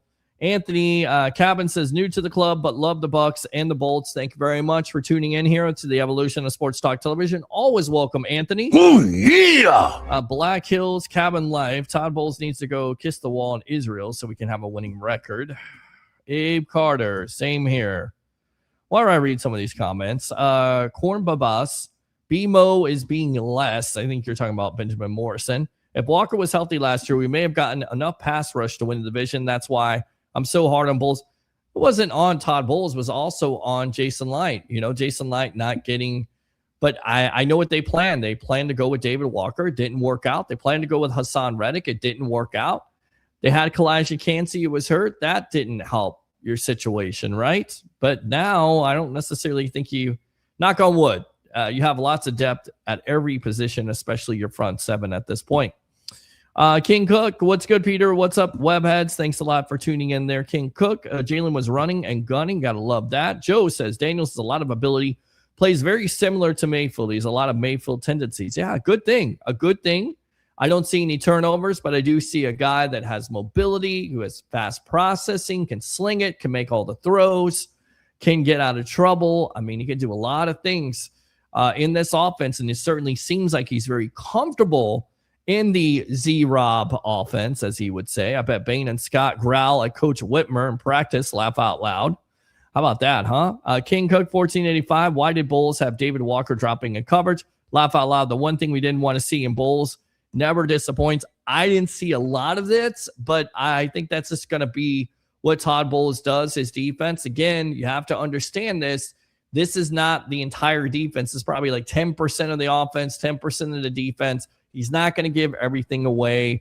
Will they do some zone? I think they will to a certain degree, because that's what Todd Bowles does to confuse the opposing teams. I think they're going to more stick to pass rushing from four, rushing from using blitzes all over the place. That's Todd Bowles' MO. And then furthermore, they finally have the pieces to do some of those creative things that Bowles has been able to do in the past. Let's go out to King Cook. Daniel's more RG3 vibes than Sean King, just saying. Babus, they need film of Walker doing all the things right now. Space Windu, 3824, sheesh. Thank you very much for tuning in. 28 Williams, the DB needs to make this team. He was flashing on tape all night long. Always in the mix on defense and always around the ball. You can't teach that. You're exactly right. He's been one of the standouts. Pepe Williams, he had a penalty. He also had a sack. He had some good things. Had a missed tackle, but did some good things and is around the ball and has been around the ball this offseason. So good stuff there, King.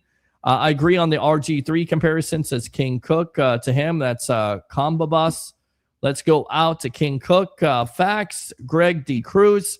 If he doesn't make the 53, then another team will claim him. So what do you do? He has to clear waivers before they can put him on the practice squad. I think it's an interesting situation there. Shout out to the Bucs Game Day podcast crew. They do a great job there, and we plan to have them on more and more in the future. It's called negotiating. Mayfield and Bucs will put it together. Both sides are pushing the other. It will come through. I like what you're saying there, Joe. You could tell that Grizz was green calling run plays. Yeah, and again, I go back to this, doing things in practice that you're not doing in the game time situations. 61 times, and this is in care of our friends there, Joe Bucs fan, where you had Emeka Egbuka, Mike Evans, and Chris Godwin on the field together. How was that possible? How do you have those players on for only 61 times, whether they were injured or not? How is it 61 times? And by the way, they averaged 6.5 yards a play, which led the NFL, and you only have them on the field 61 times. That's a problem. And I think you're not going to have that problem with Zach Robinson, again, knock on wood, if these players are healthy. Let's talk about that, because we'll get back to the comments in a moment. This from Todd Bowles, who said on Monday that wide receiver Emeka Egbuka, the Bucs' first-round draft pick in 2025, and this is from our friends there, ESPN, Jenna Lane. Day to day, as we all are, week to week, with the toe sprain suffered during joint practices with the New York Jets last week. Bowles added that he's not sure at this time if the situation will impact Egbuka's availability for week one. With Mike Evans now in San Francisco 49ers, Egbuka is lining up primarily as a Z receiver, is expected to get a large number of targets in 2026. Also, Bowles was asked about Jallin McMillan, who has missed almost 2 full weeks of practice with what the coach described as a banged-up knee, still day to day. Concerned? How concerned are you, Bucs fans? 1 to 10, concerned about these 2 wide receivers in Emeka Egbuka, Jallin McMillan. Open phone line, 727-255-0391. It's 727-255-0391. Now, there was some other positive news here, because we like to focus on the positive here when it comes to the Tampa Bay Buccaneers. Tristan Wirfs started practicing on Monday for the first time since suffering a hamstring strain and the team's conditioning test at the beginning of camp. Bowles had this to say: we're starting to ramp him up a little bit, see how much he can go through this week, kind of go from there. And then, of course, Benjamin Morrison returned to practice. Thank God. Let's go out to the phone lines. What's your name? Where are you calling from? You're on the Evolution here on the Monday night. How's it going, Pierce? Trevor. Trevor, what's going on, buddy? How you doing? I'm doing fine. As far as this Emeka Egbuka injury, it is a bit concerning. Yeah. And not only that, it's Jallin McMillan, too. Yeah. It's like, what's Jallin McMillan's injury? What's his deal? Is it hamstring? Well, it's a banged up knee. Whatever that means. I don't know what that entails at this point, but it certainly seems concerning, seeing as he's missed 2 full weeks of practice at this point. Wow. So right now we got Chris Godwin and Ted Hurst. Ted Hurst the third. And you maybe Tez Johnson if he comes back. He's got a strain. Who else do you got? I mean, that's kind of. Well, I mean, we may have to throw Ted Hurst straight into the fire. I mean, if we still got some time. Obviously, we still got a few weeks before the season kickoff. But yeah. But him getting thrown into the fire may seem like a very real possibility. Made instead of him being like the 4th receiver, getting in on a few formations, he may be out there like, lining alongside of Chris Godwin week 1, provided that, knock on wood, everybody else is healthy. Yeah, agree. Absolutely agree. That may not necessarily be a bad thing. I mean, if Ted Hurst go out there and ball out, hey, we got us a star on our hands. But I will say, like, it's kind of, I'm not trying to like say nothing negative about Emeka Egbuka, but like these injuries are I'm starting to see a pattern in here. Mm-hmm. Well, that would definitely be a problem. Right. And, you know, as talented as he is, you know, what difference does it make if he's always hurt? And then the same thing for Jallin McMillan. You know, he had a long recovery when he got his neck messed up by Teddy Bridgewater last year Yeah. against Pittsburgh in a preseason game, and now it's the knee. Well, I'm looking at this right now. College passed minor elements for McMillan. He dealt occasionally with minor leg soreness, ankle tweaks, hamstring strains, but avoided major knee ligament tears or surgeries. So it's a good thing he doesn't have a history of knee injuries. I'm kind of concerned about, you know, how long this goes at this point. Aloha to you. I think that's Lamar right there on Instagram Live. Appreciate you tuning in, Lamar. But I'd be concerned. That's kind of a concern for me. I think McMillan. I'm concerned about both of those guys right now. I would say I'm about a 6 or 7. I'm not at 10, but I'm. It's nearly there. I'm a couple steps away because, you know, as much as we talked about this offense, right? And we want, they were snake bitten last year, and now they have injuries to the wide receiving room. And, you know, this is going to fall on, you know, Baker Mayfield, and he's have to throw to some receivers he may not necessarily want to at first with, you know, Ted Hurst third. And again, this is not an excuse. You have Chris Godwin Jr., but then who do you have after that? You know, are you going to have Ted Hurst III? Are you going to have Tez Johnson? Who's going to step up? And then this is where your running game may definitely play a big factor here, because if you don't have necessarily all those weapons, are you going to really pass? Are you going to pass that much? Or Cade Otton? Maybe this is where Cade Otton steps up. But it is concerning. I am definitely concerned with these injuries. Yeah, because, I mean, week 1, we played against Cincinnati, and granted, they haven't really had a great defense last couple years. They have a terrible defense. Come on, let's not lie about this. You want to have all hands on deck so you can take advantage of that defense. Sure, because they have Dexter Lawrence in that interior. So you got to do a good job of taking care of Mayfield, and you got to do a good job of, you know, keeping pressure off of him. But, you know, that Cincinnati defense can be had. And this is where the Bucs can put up some points here. Now, will they be able to do that with missing, you know, 2 of their top wide receivers? And again, I don't want to start the excuse train on injuries, but, you know, this is a real thing. If you're missing both of those guys, then, you know, the pressure falls on Chris Godwin Jr., which I think can do it. But then who else steps up? You're talking about a rookie stepping up. You're talking about possibly Tez Johnson, who's already banged up. Who else on this team at this point? It's going to have to be our rookie. It's going to have to be somebody, you know, maybe to Garrett Green. I mean, that's somebody you don't necessarily. Again, I'm not saying they're injured. They're missing week 1. I'm just concerned about this situation, how it's all playing out right now. Already, yeah, I am too. I just think that, you know, hopefully with Jallin, hopefully him just simply just resting his knee, and hopefully that is healing. And I don't know, like, if he's doing like physical therapy with it or not. But, right. But, you know, it seems like he just needs to, like, just kind of rest his knee and do physical therapy and just stay in that playbook. And hopefully by week 1, you know, he can be some sort of, you know, give some sort of contribution. Yeah. But, you know, the young rookies, I mean, hey, he might be thrown into the fire. And then, you know, we can also, you know, our running backs are going to have to step up. You know, maybe we have to involve them in the passing game more to go along with, you know, running the ball more. Good point. I mean? Kenneth Gainwell can do that. I definitely think he can do that. Again, I would go back to Cade Otton. You know, Cade Otton could be a big part of this offense, especially early with these wide receivers missing, because, you know, we've heard and seen that, you know, he's been a focal point of this offense. He's improved. So he'll get the opportunity to do that more, and maybe he's Baker Mayfield's security blanket. We shall see, but we got a couple of weeks to go yet. I'm not ready to fully panic, but I'm getting to that point where I'm like, this can't be a thing again. This can't be right. You got to be freaking kidding me again. This can't be a thing, right? Is this a thing? Is this going to continue to be a thing when it comes to McMillan? Is it going to continue to be a thing with Egbuka, which it was the second half of the year? Let's face it, he had a hamstring injury. He was not the same receiver as he was in the first half. Same thing with Baker Mayfield and all his injuries. Wasn't the same offense.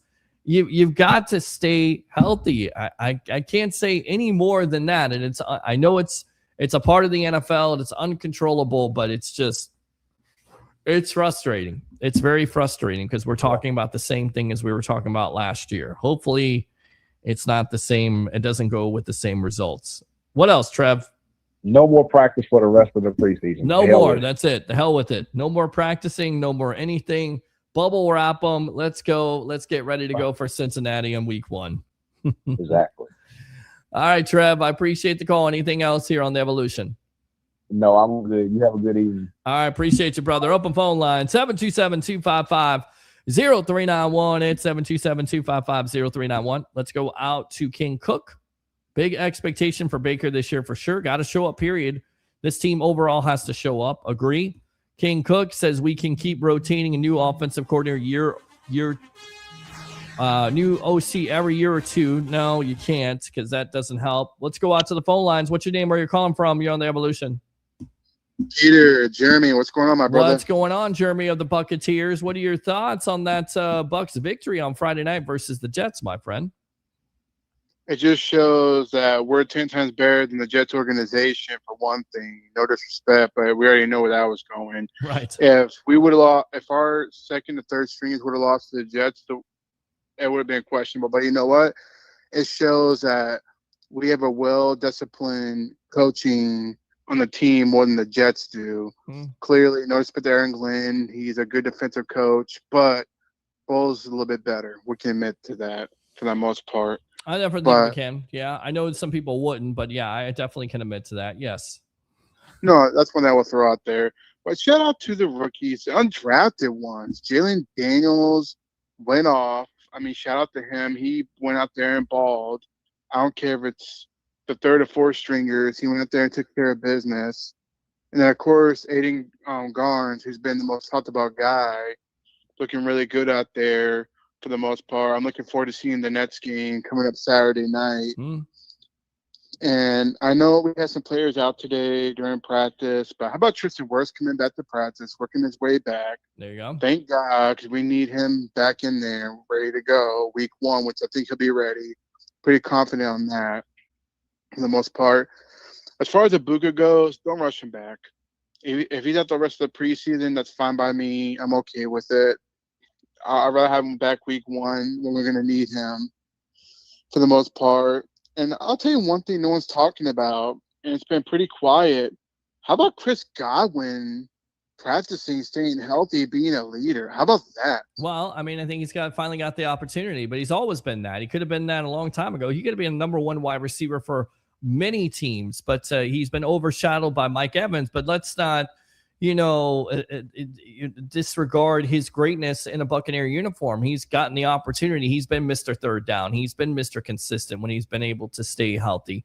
Furthermore, he's had over 90 receptions in a year. So he can get separation still. He's not washed up. People saying he's washed up, this and that and the other thing. I think he's about to have a comeback year, a lot like what was similar besides the injury happening in 2024 a couple of years ago when he was the old Chris Godwin. I think that's what you're going to get here. And I believed coming into camp, he was going to be the number 1 wide receiver. And guess what? It's looking like Chris Godwin Jr. is going to be the number 1 wide receiver for the Tampa Bay Buccaneers. You're 100% correct, Peter. And I'm glad you said that because it needs to be heard. Yeah. It really does. Because Godwin's been overlooked. He's been looked as an old guy, can't stay healthy. And so far, knock on wood, he's been at the practices performing, being the true vet that he is now. And I agree with you. I think we're going to get a big year out of him. And another thing I want to throw out there, I know people are questioning the Vita Vea to get traded or not. He's not going anywhere. Light, I put my trust in Light where it's going. There's no way they are going to trade this man away. Light made that known. The fans need to just get that off their back. So what if he's missing preseason? He doesn't need preseason. What he needs is eventually he's not going to miss a game check. We already know that. We're talking about $1 million game check he's not going to pass on. Right now, he's trying to play the leverage to get whatever he can, and that's fine. That's part of negotiation. But the fact that he traveled with the team to New York, you know what I mean, interacting with the fans, does that seem like he hates being here? Does that seem like he has no faith? You tell me that. No. To me, I feel like he's playing the leverage, which is fine. We can play that game. But he'll play on that contract, whether we give him an upgrade or not in the pay. But he's not going to miss on a $1 million game check. There's no way. I don't see it happening. What do you think, Peter? No, I don't see it either. I don't see if it's all about money, and that's what the whole deal has been about from the very get-go, him wanting to improve his salary or whatever else to, compare to other defensive tackles, which I think is fair to a certain degree in the context of, it's not going to be top 5. It's going to be, maybe a bump there, a couple million, maybe over, maybe 20, maybe let's say 24, 25 million, like Sporadic has for him. And then again, it's been about money. So it doesn't make any sense for this player to miss an extended period of time where he's going to get fined. And then on top of it, ruin his value also when it comes to free agency, because this may be his last year in a Buccaneer uniform. I mean, and they could be resigned to that. But also the fact of, do you want to ruin your value when you have an opportunity to go out there and be a free agent if you don't want to be with the Bucs because you see the writing is on the wall with a Devontae Capehart and, of course, an Elijah Roberts and some other guys that are in that room right now. So I just don't see this playing out like this. I don't see the Bucs trading him. I think they will call his bluff. They will win out on this. They will win out because if it's about money, I don't see Vita Vea sitting out and being fined, game checks for not showing up to practice and not playing a game. I don't see it. I don't see that happening. I don't. And I agree with you 100%. Well said, Peter. Thank you. I'm glad to see between you and a couple other podcasters, they feel it's not going to happen. And I feel like he wants to be here, but he's playing the leverage. It's all about the agent trying to get his player paid, whatever it takes. But I agree with you. If he does balls out, stays healthy, all like he did last season, then give him the bag. You give him what he wants. Yeah. But we got to pay other players. You got to think about that. Yaya Diaby, if he balls out, you got to pay him. And also we got Cody Ma, which we talked about in the past. If he stays healthy, you got to pay him. I mean, it comes down to process elimination. Do I think Cody Ma and Yaya are better than Vita? No, I really don't. No respect to Yaya Diaby. Until I see a 10-plus set season, this coming season, I'll pay Vita over Yaya Diaby. Well, that's just my opinion. And I think a lot of fans would say that because he deserves it. But then again, you look at the market with Yaya Diaby, it's like 20 million or more. I mean, that's what you're getting at this point. You're exactly right. And I think, talking to Des Walker, his former, pass rushing coach, he says a couple moves away from being that double-digit sack guy. What if I told you that those couple moves away would be Reuben Bain Jr. taking on that double team where Yaya Diaby isn't a marked man because he was double and triple team. He's not winning those one-on-ones. He's not getting those one-on-ones. So now he's going to get those one-on-ones. So now I'll have the opportunity to be a 10-sack guy. Maybe he's not. Maybe he's not the 10-sack guy that the Bucs think. And, they move on with David Walker. But it's good problems to have right now when it comes to this defensive line. We weren't talking about this defensive line in the same breath last year, I don't think. I know we weren't. So we were talking about Hassan Reddick and Yaya Diaby. And then Kalijah Kancey being able to stay healthy, and he couldn't stay healthy. But he has so much depth on this team right now. So I think there's a lot of talent. And again, if you have an injury, you still feel good about this situation more than you feel about some of the positions on this Buccaneer team. Again, knock on wood, I don't want to speak that into existence. What else, Jeremy? Well said. You mentioned David Walker. And I'll tell you this right now. Maybe some fans don't agree with me. But if David Walker is everything that this coaching staff believes he is, he might be the replacement to Yaya Diaby. Might be. I'm not saying I want Yaya gone. I like Yaya. Good human being for one point. And number two, if he performs the balls out like we want him to, cool, pay him. But if David Walker goes in there and I'll do them on the stats, don't you think that they want to stick with his rookie record, his rookie contract for a couple more years? Yes. And pay a guy like Vita Vea? I mean, that's just something you got to think about because this coach is very high on David Walker. I would go this way, and I think you're in the right thinking here, right? So you go with David Walker because he's cost prohibitive, right? So you don't have to pay Yaya Diaby. You see him, you let him go out there in free agency, see what his market is. The market is going to be 20 million or more. So you go with the David Walker because he's a cheap contract, and also he's been a guy that's, it's been more productive, right? We assume he's going to be more productive. So you don't go with the Vita Vea. You let him go. You go with the younger guys, and then you sign a Cody Mauch because we know what Jason Light likes to do. He likes to build the line. You go with him, and then you re-sign a Baker Mayfield. That's where you probably put your money at that point if you're not going to go with the Yaya Diaby. But much remains to be seen at this point. Yes. We'll see if he can take that next step, be the 10-sack guy, and put the onus on the Bucs to either re-sign him, franchise him, whatever they want to do. It's the business of the NFL.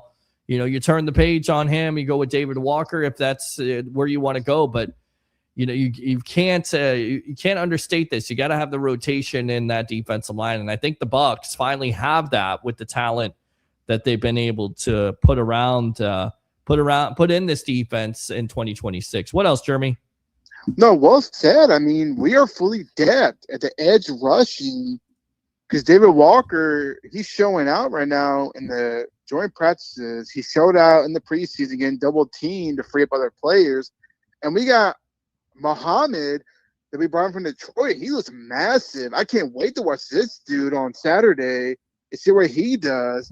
I mean, Jason Light, which some fans, not all fans, but some certain little fans want to doubt him. It's like, this man just rebuilt the depth on edge and linebacking core. The DB's a little questionable, but you know what? I got faith that Zion, now that Benjamin Morrison's back in the practice field, I feel like we're going to be depth to where I feel this defense is going to be top 10. I agree with Yaya when he said if they stay healthy, this defense will be top 10 if healthy. So that's one I will say is don't sleep on the depth on the defense when it comes to the edge and the trenches. Do you not see the trenches that we got? Yeah. Jason Jones, if he stays healthy, could be a massive guy behind Vita Vea. Because Vea, he has to go and catch his breath and all that. We all get that, it's the NFL. Right. But can you imagine if they stay healthy and Elijah Simmons get healthy, come back? Yep. Elijah Roberts. Me and my buddy Tone from Buccaneers, we are big Elijah Simmons fans, believe that he can come back if healthy, could be a good rotational guy. And that's where I feel fans are missing the fact that Jason Light did what he did in the offseason. They may not bring in superstars, but he brought in depth pieces, which we need the last couple of seasons to go out there and ball out on defense to where fans are going to be like, wow, Light really did what he was supposed to do. And I feel like Light is a really good GM. Most of us do. So don't sleep on the first couple of games. It's going to take a couple of games for that defense to gel. But when it comes toward the end of the season, when they all know each other, they got everything down, when stays healthy, this team may be something to reckon with if everybody stays healthy and pretty much does what they need to do and their job on the defense side of the ball. And Baker's going to ball out. When Baker's a chip on his shoulder, he balls out. And either way, he'll get franchise tagged. If he's better, which I don't think he will, because he likes to go and bet on himself. Because look what he did in 23. He came in on a cheap contract, betting himself, and he balled out, right? And in 24, that was his best season, if you ask me. So this could be a turning point to where Bucs fans are going to regret disrespecting Jason Light and the organization. Yes, Bulls is questionable, but that's a different discussion. He's the head coach. He's got his players. And if he can't get his defense in line with the players he's got right now, then he deserves to be gone. Yeah. We can all agree to disagree. I definitely think it's a lot of pressure on him, and there's no excuses on this. I know you got some young players, but you definitely have some veteran. You definitely got some talent. So you definitely got to turn around this defense. Jeremy, appreciate the call. Use the second one if you want to. Keep on killing it there on Buccaneers. All right, bro? No, appreciate it, Peter. Take care, brother. All right. Good stuff. Yes, thank you very much. Open phone line, 727-255-0391, 877-255-0391. We'll go out to the comments, and then we'll probably wrap it up for the night. Let's see. Again, update here. Rays win 7-6 over the Baltimore Orioles, finally in the fourth game of the series. Yeah. So the Orioles take 3 out of 4, but you had to have that win. Shane McClanahan, not bad, coming back. Not great, but not bad. MK13 made every quarterback look good. The Glazers want to see how Baker looks without the cheat code before paying him. Well, without Mike Evans, they had Emeka Egbuka the first half of the season. How did he look? 13 touchdowns and 2 interceptions. And that was without Mike Evans. That was out without Chris Godwin for the majority of the year. Space Windu laughing. King Cook, Mike Tomlin can get 11 to 12 wins out of this team easy, in my opinion, just being the eternal optimist. Laugh out loud. Ted X is an okay. Ted Hurst the third is an X more Moss than MK13. Okay. King Cook 1485. Godwin is wide receiver number 1. Stop it, folks. You all know who we can count on when we need that catch. Laugh out loud. Yes, of course. Technology. Absolutely. Space Windu. Appreciate you. Still think the Bucs should pay Vita $250,000 a game to lead after game day warm-ups. Okay. I don't know what that is. What's up, Peter? What's up, Brett? How you doing? Oh, yeah. King Cook, no Gruden talk, please.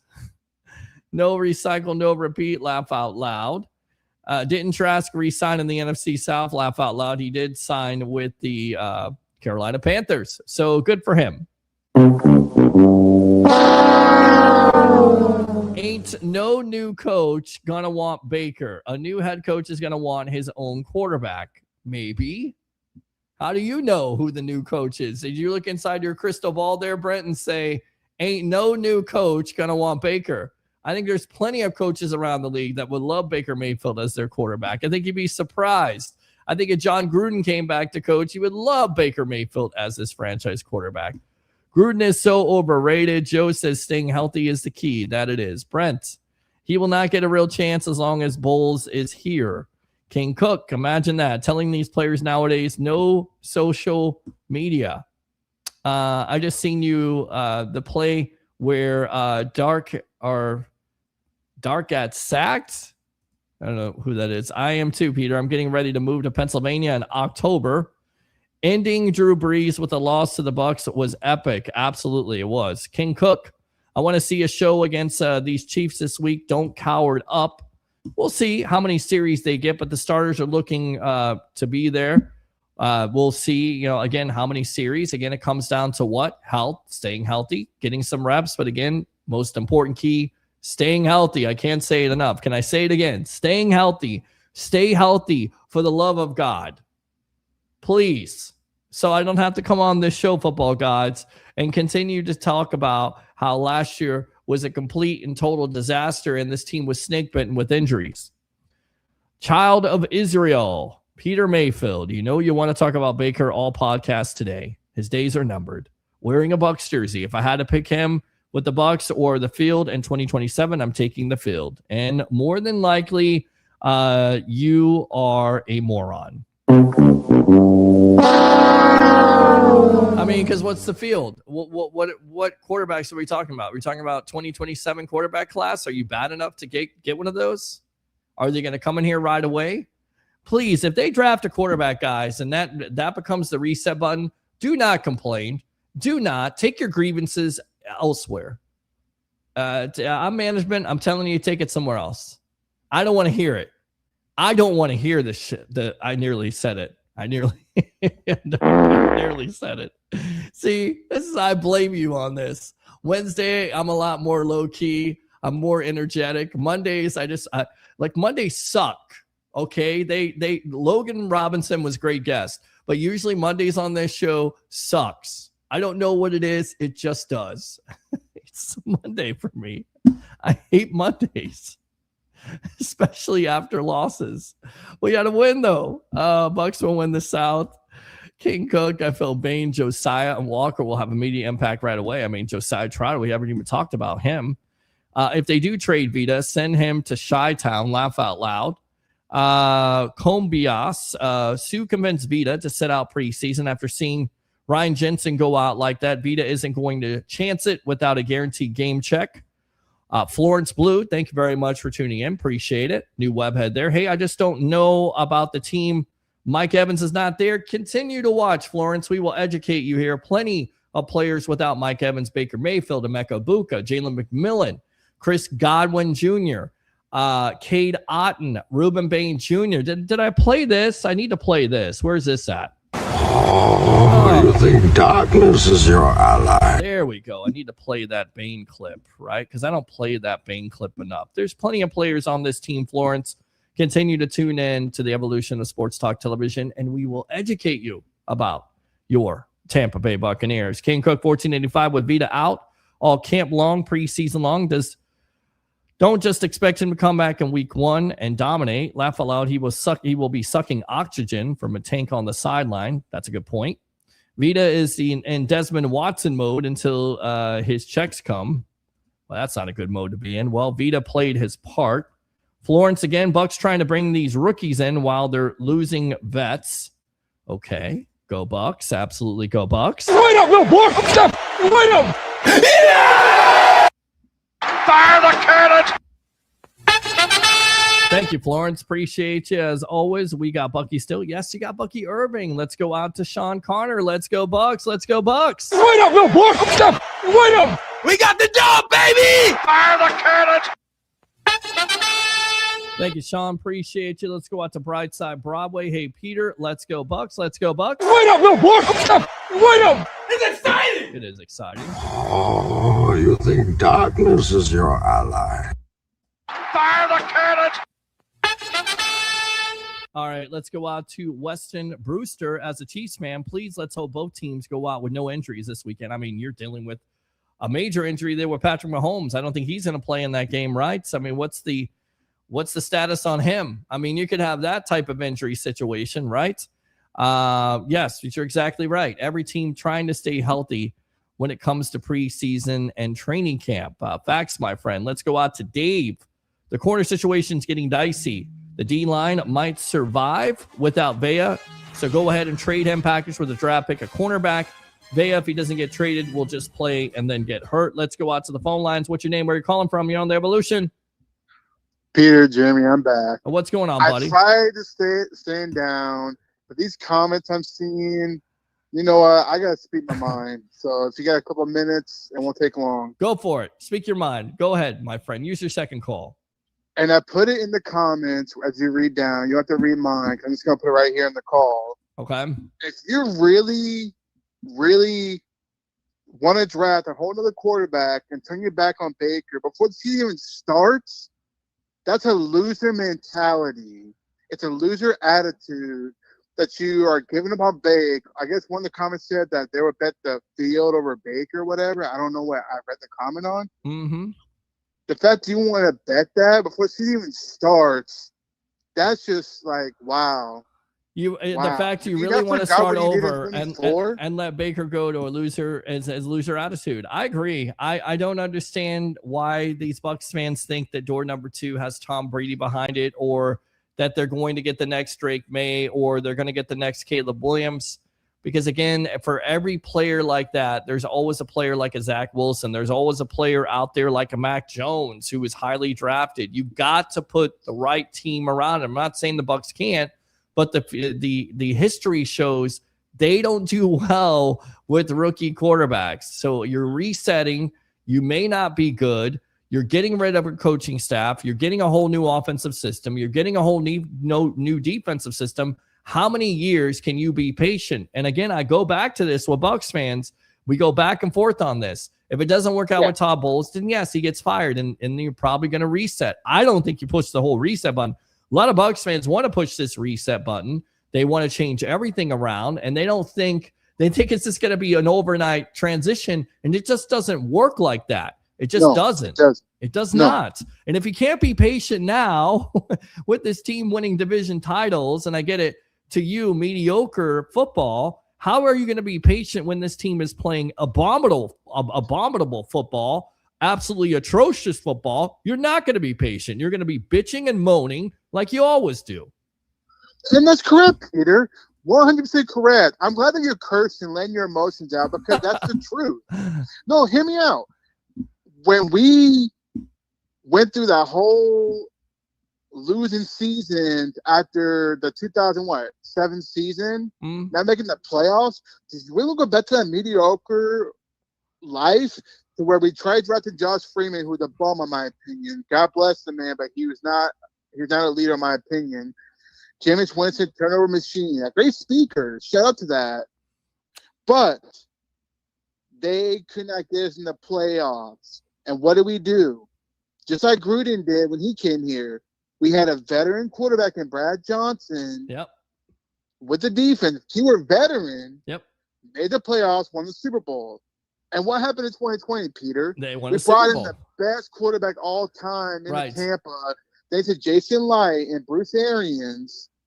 And he came in, and we won another Super Bowl. How many? With the veteran quarterback who is over 40 years old, Peter. How many years? So if these fans really want to go and draft another quarterback thinking there's hope, Arch Main's not going to save us. He's not that good. He's a name. Dante Moore, talent, not that good. I'm just trying to tell you, there's no bright light at the end of the day if we let Baker walk. And that's where my point to come to say is, for that one commenter to doubt Baker before he even starts, how dare you? Well, Brent is a Baker hater. Brent hates Baker. He hates Baker Mayfield from last year. He comes in the show. He comes to Buccaneers, and he doubts it too. Yeah, he's are there. And don't get me wrong, Brent. I appreciate your love for the Bucs. And I appreciate you commenting, watching Buccaneers in the sports web. But if you're got that mentality, then you might as well just go ahead and not watch football at all this season. Because when Baker had a chip on his shoulder like he did in 23, he balled out, got in the divisional round, which y'all don't forget that. But yet, you want to get mad over last season when it's not all his fault.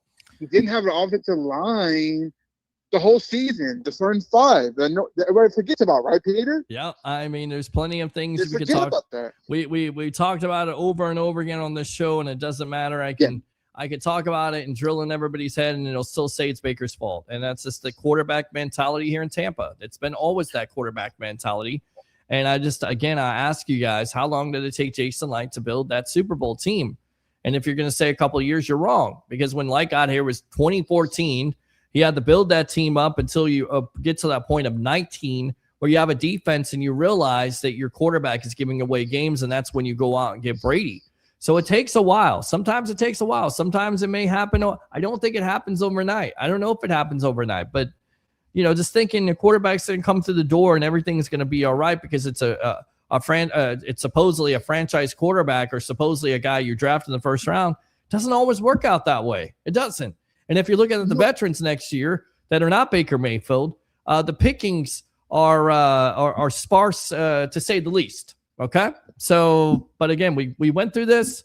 I'm not going to continue to go through this. I know where Brent is on this. I appreciate you, Jeremy. As always, we'll see how it works out here in the season. All right. I do get one more thing though before you hang up on me. Yes. One more thing. Yes. For Mike Evans, God bless what he did in Tampa. It's time to move on. Oh yeah. And the 49er fans, hey, go ahead. Let me tell you right now, I bet money that Mike Evans won't play more than 12 games this coming season because, unfortunately, he's injury prone, which people don't forget because the last couple of years he's gotten injured. He had to battle his way. Shout out to Mike Evans what he's done here, but let's be real here. He's not receiver 1 no more. He's receiver 2. I think you may be right about that, and we'll see how that works out for the San Francisco 49ers. Consequently, he's already hurt. So we'll see. We'll see how it works. The last couple of years, it has not worked out in his favor. I know he gets 1,000 yards a couple of years ago, but he was hurt for some of that, and he was hurt last year for the majority of the year. Jeremy, appreciate the calls as always. Don't be a stranger. We'll see you on Wednesday night, my friend. All right? No, appreciate it, Peter. I tried to call one more time. God bless you, brother. Absolutely. That's the reason why we got the second call in the first place, to speak your mind. I just remember listening to Sports Talk Radio and say, man, I wish I had that second call. And people say, oh, well, you do that on purpose because nobody calls your show. Oh, really? People call my show all the time. They want to call the show. They want to talk. They feel comfortable. They come back and want to talk Bucs football. They want to talk Rays, but most likely we always talk Bucs here on this show. By the way, Rays win tonight over the Baltimore Orioles. I just think, ruling out Baker and saying you're in a better position without Baker Mayfield, I don't know what. Again, you haven't named any quarterbacks for me. Where there's 11 quarterbacks there. Okay, who's going to be there if you're, let's just say you're a mediocre team like you say they are, like they're 8, 9, 10 wins. You're going to get one of those top quarterbacks? It's going to be tough. I don't even care who wins. I just want to get out with limited, no injuries. Dave, I meant for a draft pick and a quarterback for Vay. I know what you meant. Florence Blue, Bucs going all the way. Love it. Thank you very much for the optimism. Oh, yeah. Broadway, let's go out to and great words of Coach Todd Bowles. I'm excited for the season, for every single game. Every game is a fresh slate. A bright new opportunity to showcase our talent as a team. Let's go, Bucs. Let's go, Bucs. It's exciting. It is exciting. Oh, you think darkness is your ally? How about this one? We haven't heard this one. Woo! Got that one. Fire the cannon! Got this one. All right. I love it. Thank you very much for that, bright side. King Cook, it's just Bulls going soft on these guys. We all know he loves to give them time off. Well, again, the time off thing was because they had injuries last year. Everybody focusing on the time off at the bye week, okay, and going to the walkthroughs, but this team was injured for the majority of the time and didn't have the bodies to go through the practices that they wanted to go through. We can't keep having all these injuries. That's what cost us last year. I'm just saying. Absolutely, Florence. I agree with you on that. I mean, you know all too well. Zach says K-Dot needs to put on some damn gloves. Yeah, if he keeps on dropping the ball, which we saw in practice a couple times. Come on, Peter Blake. You got to overcome when it's not perfect. Listen, I get it. You got to overcome everything. I understand it. A quarterback's able to overcome everything. I didn't know that you had to be relatively healthy. You had to have an offensive line. You had to have a running game, wide receivers. It's just a quarterback out there. I did not know that. I didn't know that it was one player that controls everything. I learned something new. Over 30 years of watching football, it was just one player all along. Who would have thought? I mean, hell, you had Steve Young. I mean, Steve Young could have done it all by himself, according to you, right? No.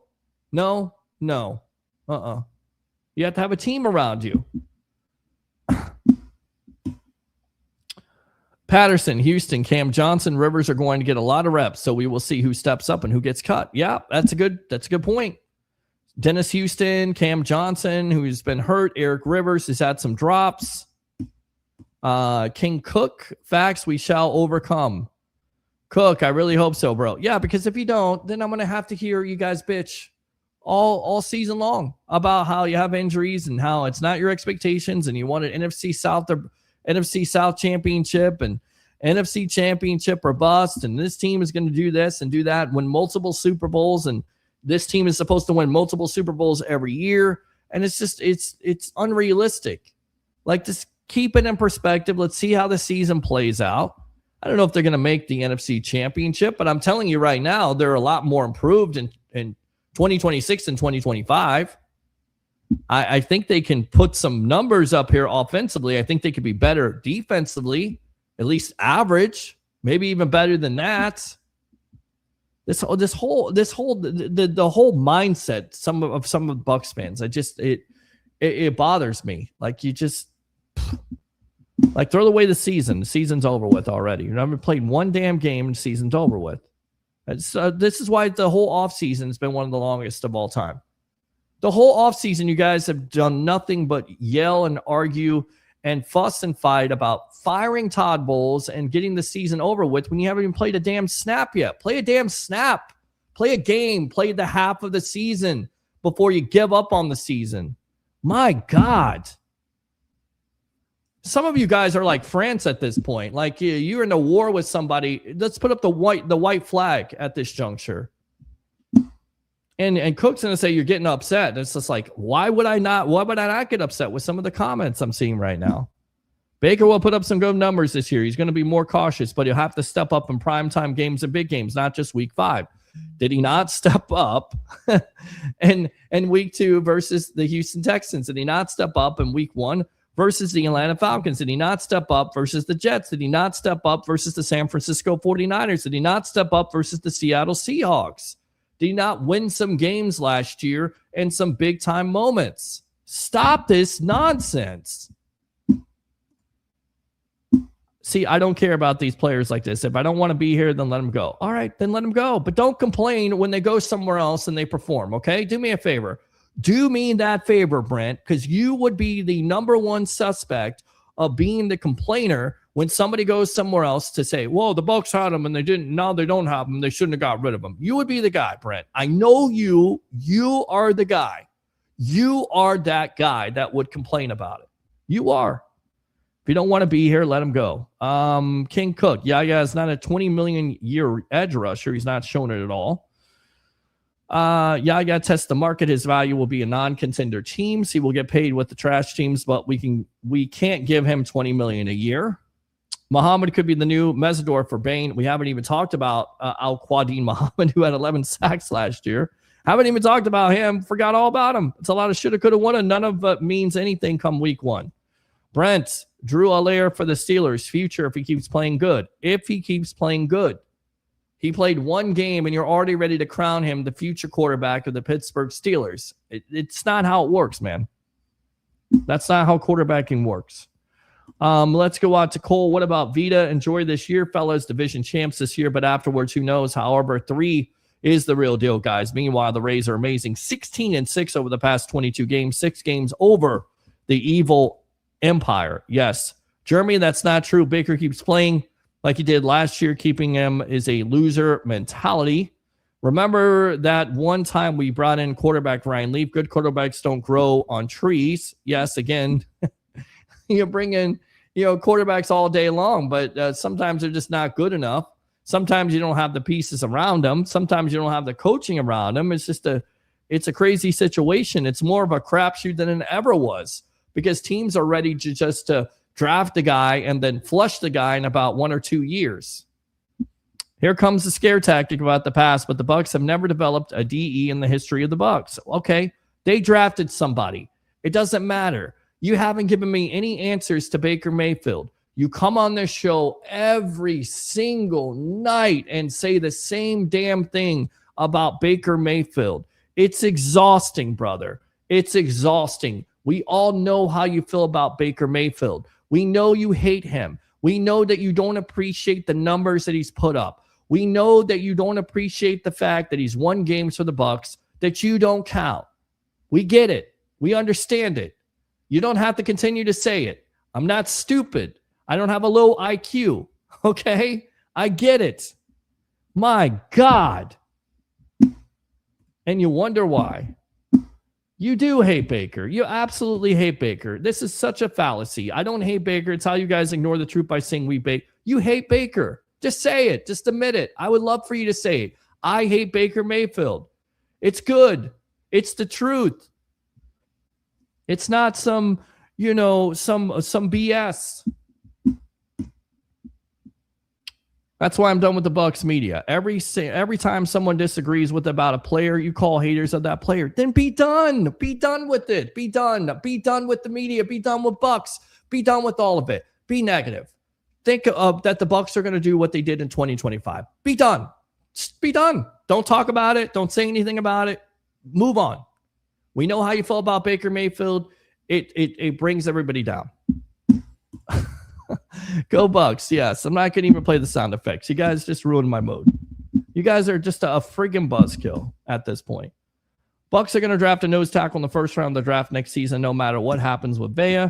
King Cook, for me, off-season complaining over. I'm ready to see our team shine and take this moment to excel despite everything going on. Thank you. Appreciate it. Oh, yeah. The Miami, USC, UCLA, South Carolina, LSU, Oklahoma, Oregon, Texas Tech, A&M all have quarterbacks coming out next year. Give me names. Give me heights, measurements. Give me statistics. Give me the reason why they fit the Bucs system. Do that. You put all your energy in hating Baker Mayfield. Do that. Come up with an essay on why this quarterback is good for this Bucs system. Because every quarterback you think is good for this Bucs offense is not going to fit the Bucs offense. And oh, by the way, all these quarterbacks may be gone because the Bucs are going to actually be a lot better than what you think. Be gone. Go Bucs. Let's go on to the comments here. Yes. Thank you. Thank you very much. I appreciate you tuning in. Let's see. Brent, we see how you feel about Baker. It's fine. We forgot about it. You did against the Super Bowl champion Seahawks in their house. Yes, he forgets about that. He forgot about Baker having his best game. It's a narrative. They don't want to put out the facts. They don't want to be fair about it. They want to be one-sided. It's a one-sided thing. I hate Baker Mayfield. This is why I hate Baker Mayfield. Well, because he grabbed his crotch in college. Well, I hate him for that. he's a surly son of a gun with the Cleveland Browns. He played through injury. So you're gonna Bucs fans are actually upset because a guy who's a professional football player played through an injury. I want a guy like that. Give me Baker Mayfield 10 times.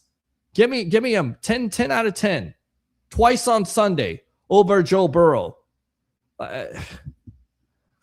You guys deserve Joe Burrow. You deserve that. That guy can't stay healthy. He gets out of bed. He trips on a banana peel. He's hurt. I'm telling you right now, prediction. Here it is. Joe Burrow is going to get hurt this year again. You know why? Because he's a quarterback who can't play through injury. At least this quarterback can play through injury or wants to play through injury. It's damn. The white and gray hair. You wonder why the salt and pepper is all over my beard. This is why, right here. With no Mike Evans and Godwin. Players want to play with Baker. They do. According to Brent, they don't. All right. So on that note, we'll go ahead and wrap it up for another edition of the Sports Web. I tried not to let you get to me here, Brent, but you always do because you always bring up the same point. It's over and over again. Like it's just it's so frustrating at this point. Like I could tell you how many great things that Baker Mayfield brings to the Bucs offense, and you would tell me how many times I'm wrong and how Baker is a crappy quarterback. Like there's no convincing you. Like it's stats, numbers, games won, what his team says, what coaching says, what players around the league say. It doesn't matter. You have absolutely already made your judgment. You are the jury. You're the judge, jury, and executioner on this. I'm going to read your comment one more time here. What about the last 9 games? I don't know Baker to hate him. I wouldn't know. I don't know. I know you have a problem with the 9 games. I know it was the most tragic and unfortunate situation that Bucs fans ever had in the second half of the year. The most tragic situation to go 6-2.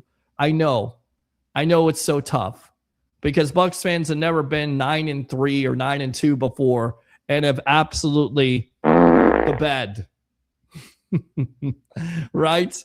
They've never been 4-2 before and finished off at 4-12, right? No. That's good enough to suck right there. Tragic situation last year. The most tragic situation of all time, 2025, for some of you Bucs fans. Take some antidepressants. Give me a call on Wednesday night at 9 o'clock. Thanks to Logan Robinson of Bucs Game Day. Like and subscribe to the Sports Web on YouTube. Friend me on Facebook at Peter H. Blake. Facebook stars are open. YouTube super chats are open. You guys should be given YouTube super chats for me sitting on here and having these psychological talks with you because some of you guys are completely and totally nuts. Thanks a lot for tuning in to the evolution of Sports Talk Television here on a Monday night. I'm your host, Peter Blake, your Rolex reporter. What time is it? It's my time.